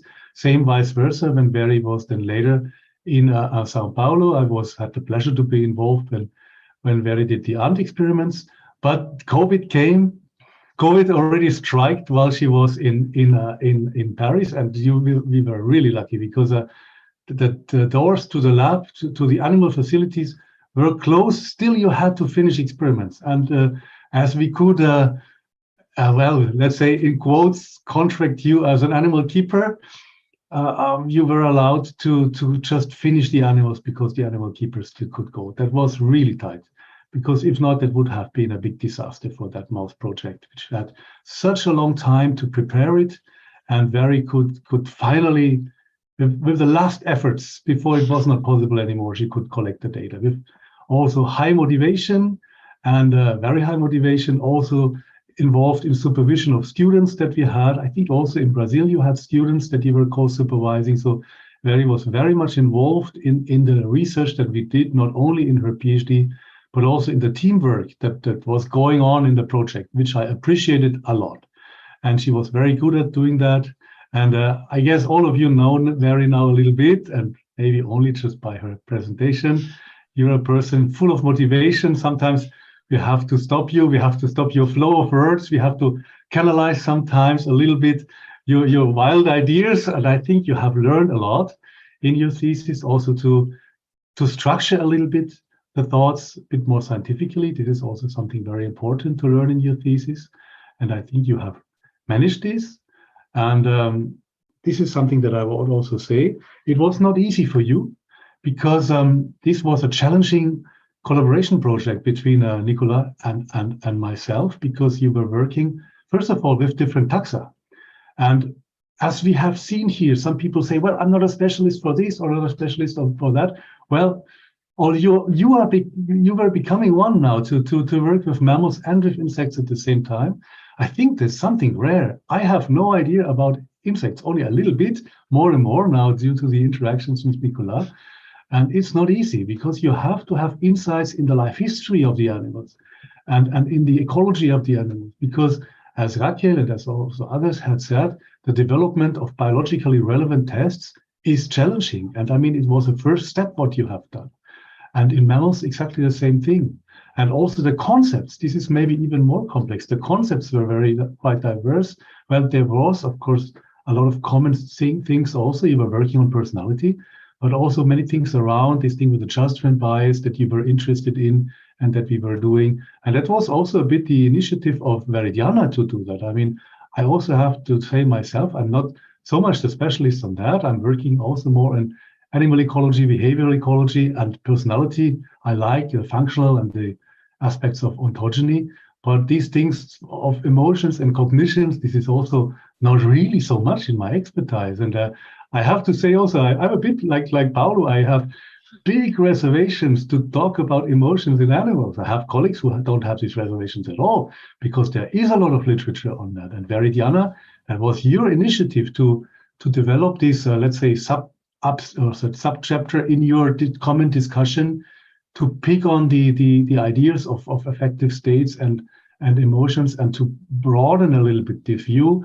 setting it in context to your work, which is surely interesting because you had to do a lot of work yourself. And I can imagine, and I know exactly, that she might have shot a little bit too far sometimes, but I think it's also something to learn a little bit about what's going on in this field. And I appreciate a lot that you had also very critical and constructive comments here from the committee, which I think has really improved also your view towards these things in your thesis. And I think also what I appreciate a lot is your efforts in the paper writing. So when we were here together in Paris, you have finished the paper as a first author on the judgment bias, and the paper on the ants, well, is still a bit of it under construction, but we have at least the first revision. That means the first major revision. I mean, that's a normal thing. We got a major revision. As for most of my paper, so rare that I get a minor revision first. I almost have always a major revision first. I don't know what about you, but I think that's not such a bad thing. But we have the foot in the door. And then the other paper that you were not the first author, that was myself. There was a collaboration project on oxidative stress, but it would have been also, you were indispensable in this collaboration. It would have been impossible without your input, because you were the ones bringing in the data on the animals. You have cared for the animals. You have dissected the animals together with the animal keepers. You have done a big thing in organizing the database for that. I have asked you to show this in your talk, but Veridiana was, I guess, a little bit too humble to say this herself so clearly.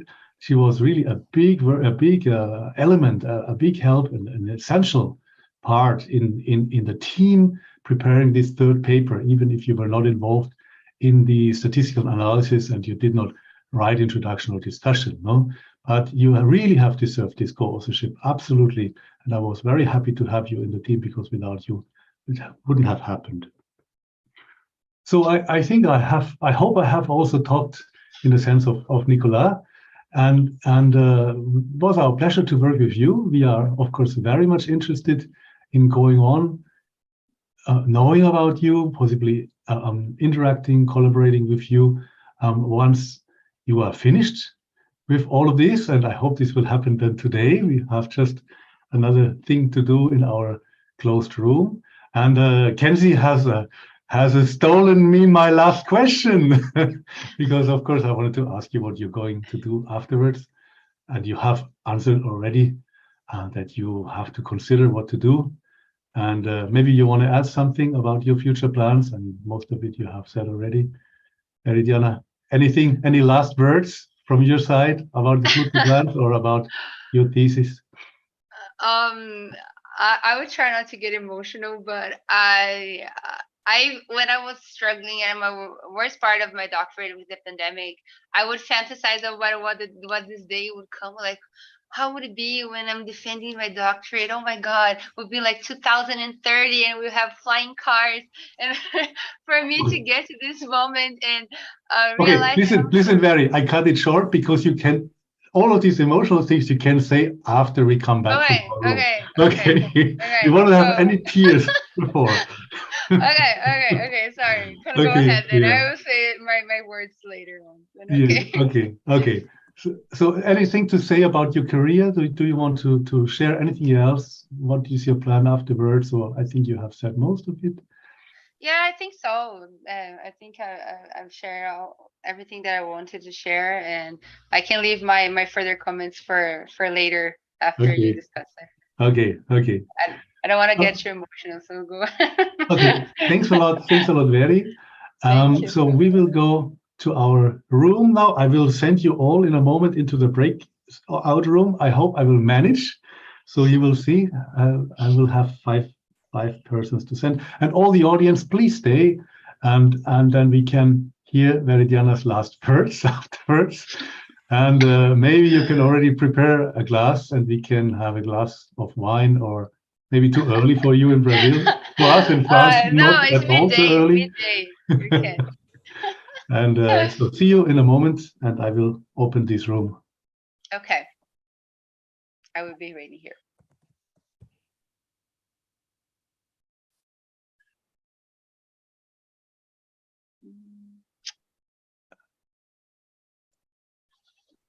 I have some cachaça here in my lab if you guys want.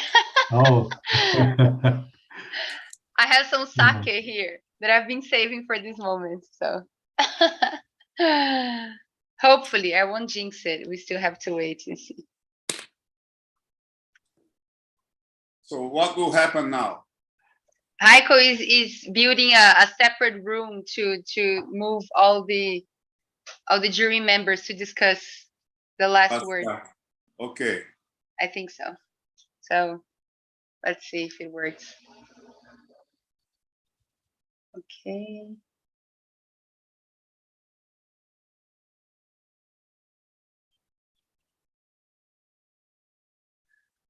I'll go to the bathroom while I wait. I have to pee again. Sorry.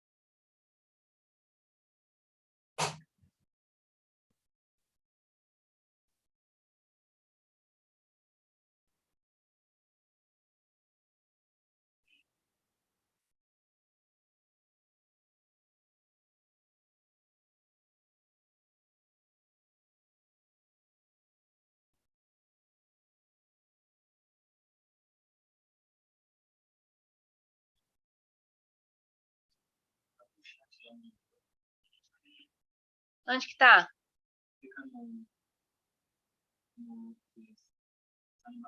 Não. Depois eu vou ver. É lógico.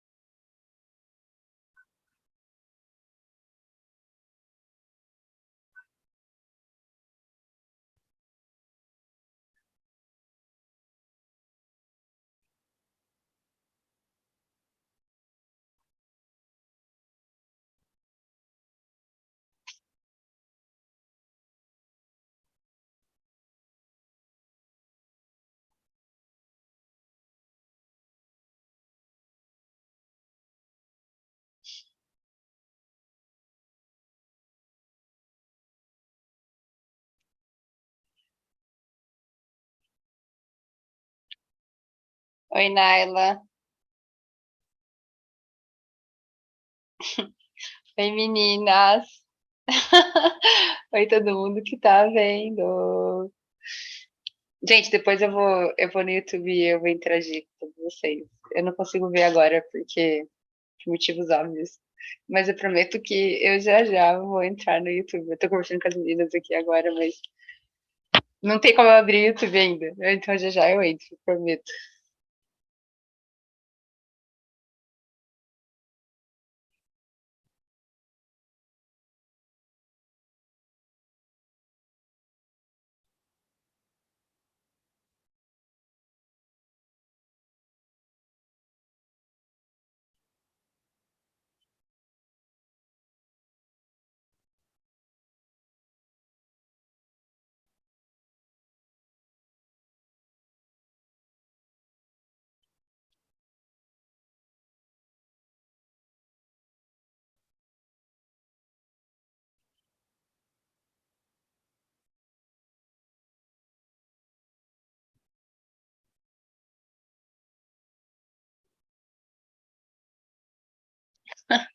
Multitasking. Multitasking brain. Consigo escrever e falar ao mesmo tempo. Mas eu tô escrevendo o que eu tô falando, então.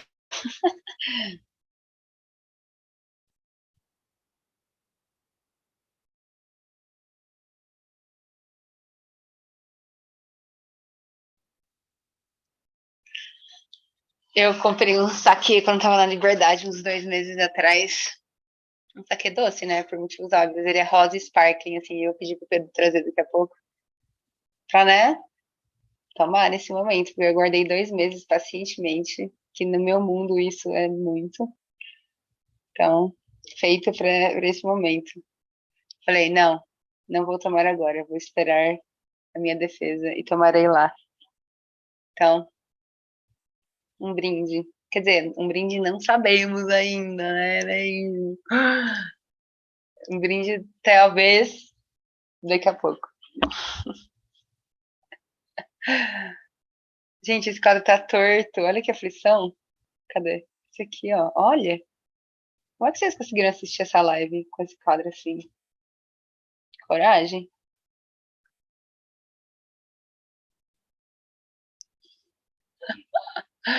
Tá atrasado o meu som, mas vai fazer o quê? Nossa, eu tô com muita fome. Meu estômago tá tipo. Mas ao mesmo tempo eu tô com nenhuma vontade de comer, porque eu tô muito nervosa. Mas eu peguei uns cookies aqui, ó. Esse aqui. Ah, olha que bonitinho. Ele é de cachorrinho, ó. Ou de algum animal quadrúpede. Esse aqui é de coração, ó. Ah, calma aí, deixa eu mostrar a cara bonitinha. Ups. Pedro que me deu.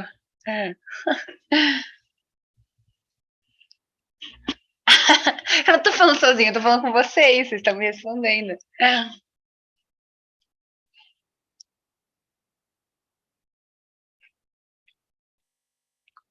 Gente, quem quiser ir, pode ir também, tá? Mas já vai acabar também, então não vai não, fica aí. Quero ser compreensiva, mas nem tanto.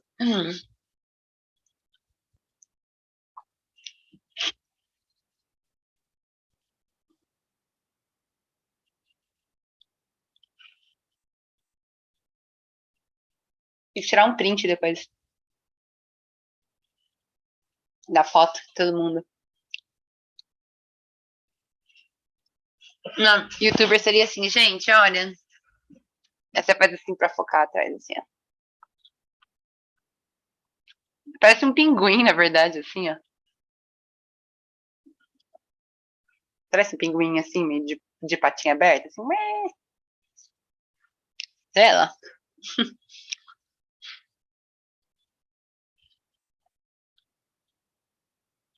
Tem uma bola aqui, what the fuck? Agora que eu vi isso, juro por Deus. No more you know. Eu vou arrumar depois, eu prometo, pra Natal.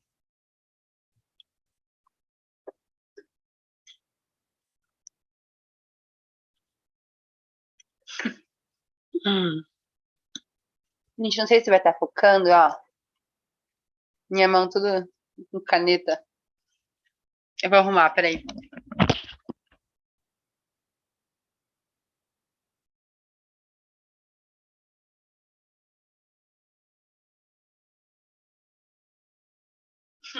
Ou não, vocês viram que eu tô de shorts.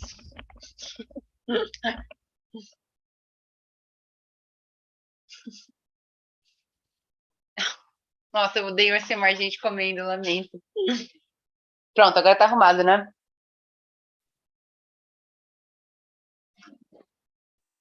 Pronto. Ai, gente, muito difícil fazer coisa invertida.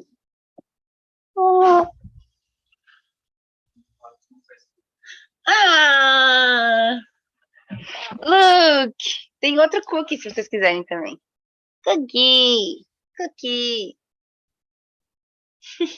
Ela não vai ficar no meu colo, mas nem fudendo. Ai, que cheirinho de comida gostosinha. Cookie!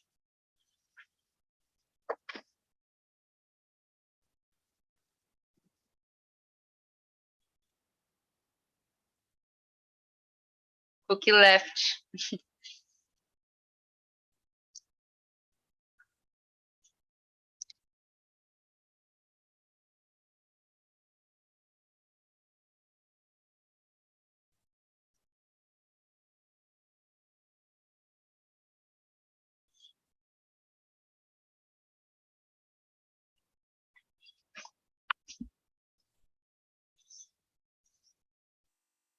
Oh!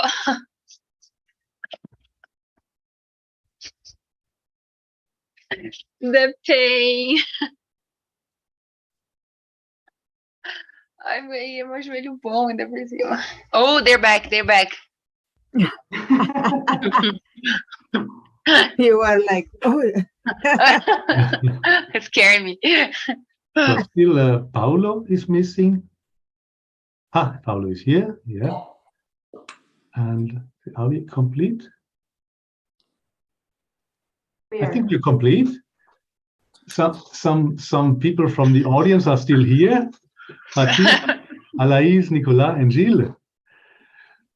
So, Veridiana, we had a discussion with the committee, and all of us are very much happy with your thesis. And I have the great pleasure to congratulate you hereby and tell you that you have passed and that you are now a doctor. Once you get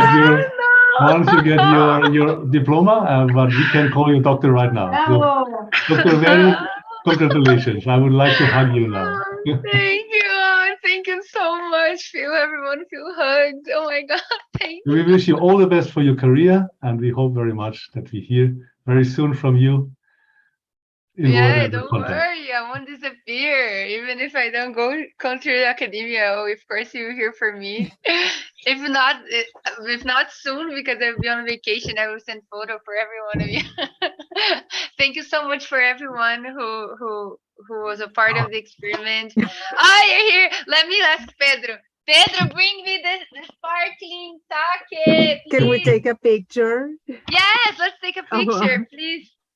Let me see if I can put everyone So, together. Paulo, where is your secret cachaça? Oh, it's in the lab. Yeah. Let me. Cheers. Okay, in 3, 2, 1, I will take a photo. Wait.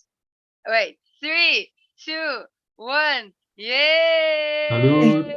Cheers. Oh, Saúde. so Yes, for cute. you. Saúde, cheers. I will drink this straight. Cheers, cheers. Oh. Nicola, also thanks to you, and it was great to have this co-supervision with you. It was a pleasure. Oh, he left. No, No, he's still there. it was indeed. Here he is. Okay. It was a pleasure to work with you, Very good. Nicola. It was very nice. Thank you, Nicole. Yeah, Thank you as was well.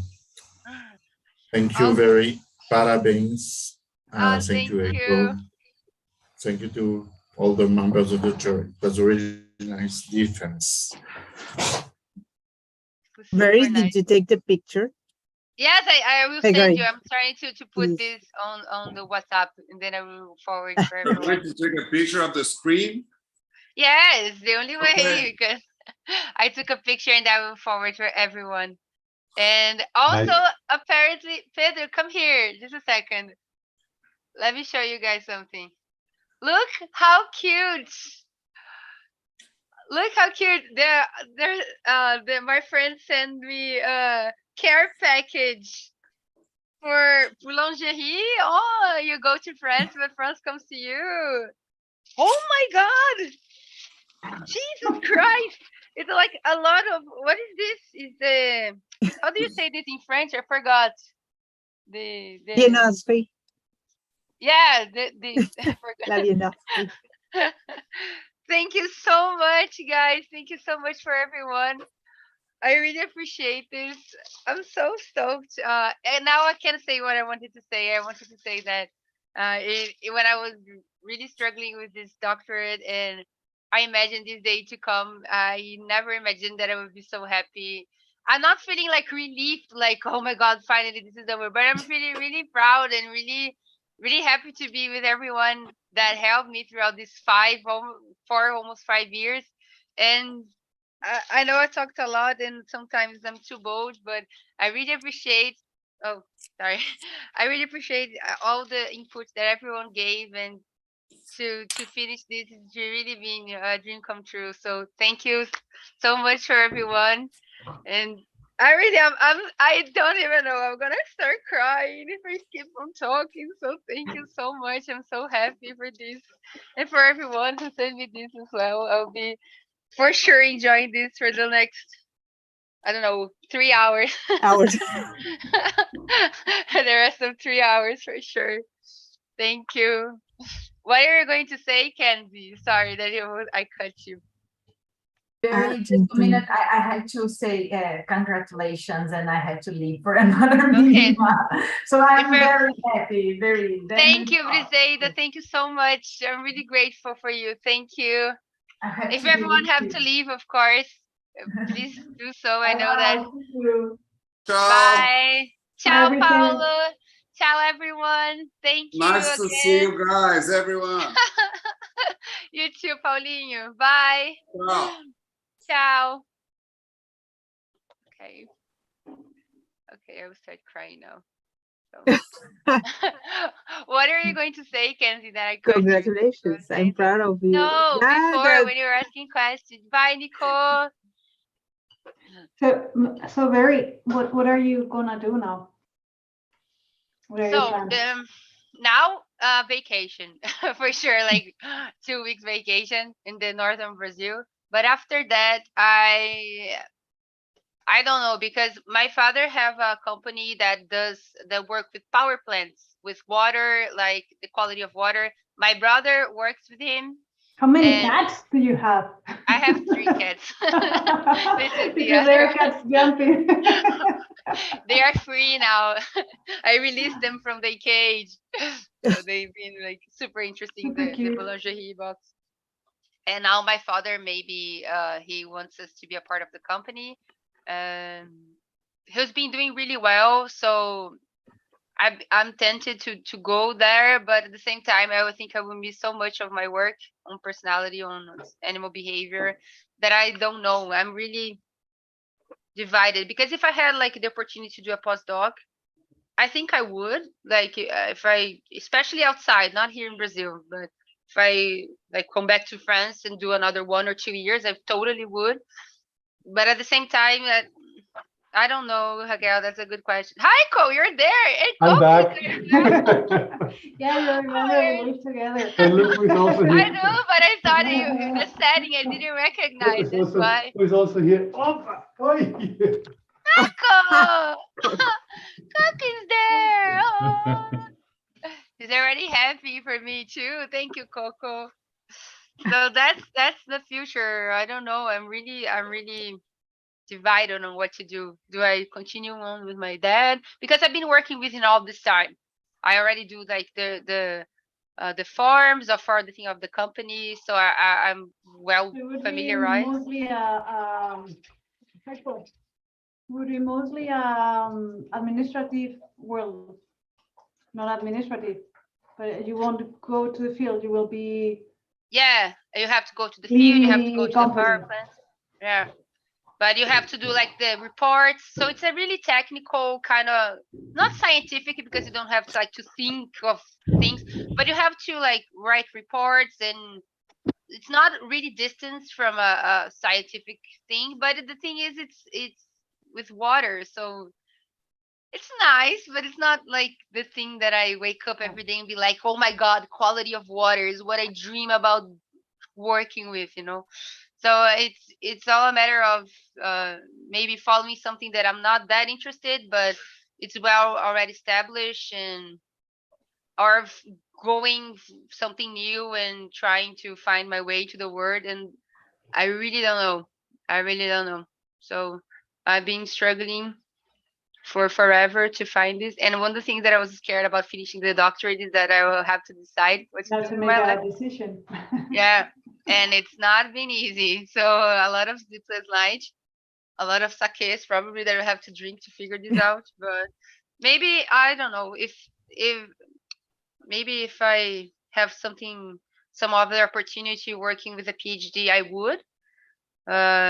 But I don't know, Raquel. I'm still a little conflicted about doing this. So let's see. I will keep you all in touch of my decision for sure. Yeah. Very good. But I think that maybe you should try. I mean, it's not as bad because, as you mentioned it, you don't know if you want to continue in academia. So this is a nice way, and even I think it's better because it's with your family.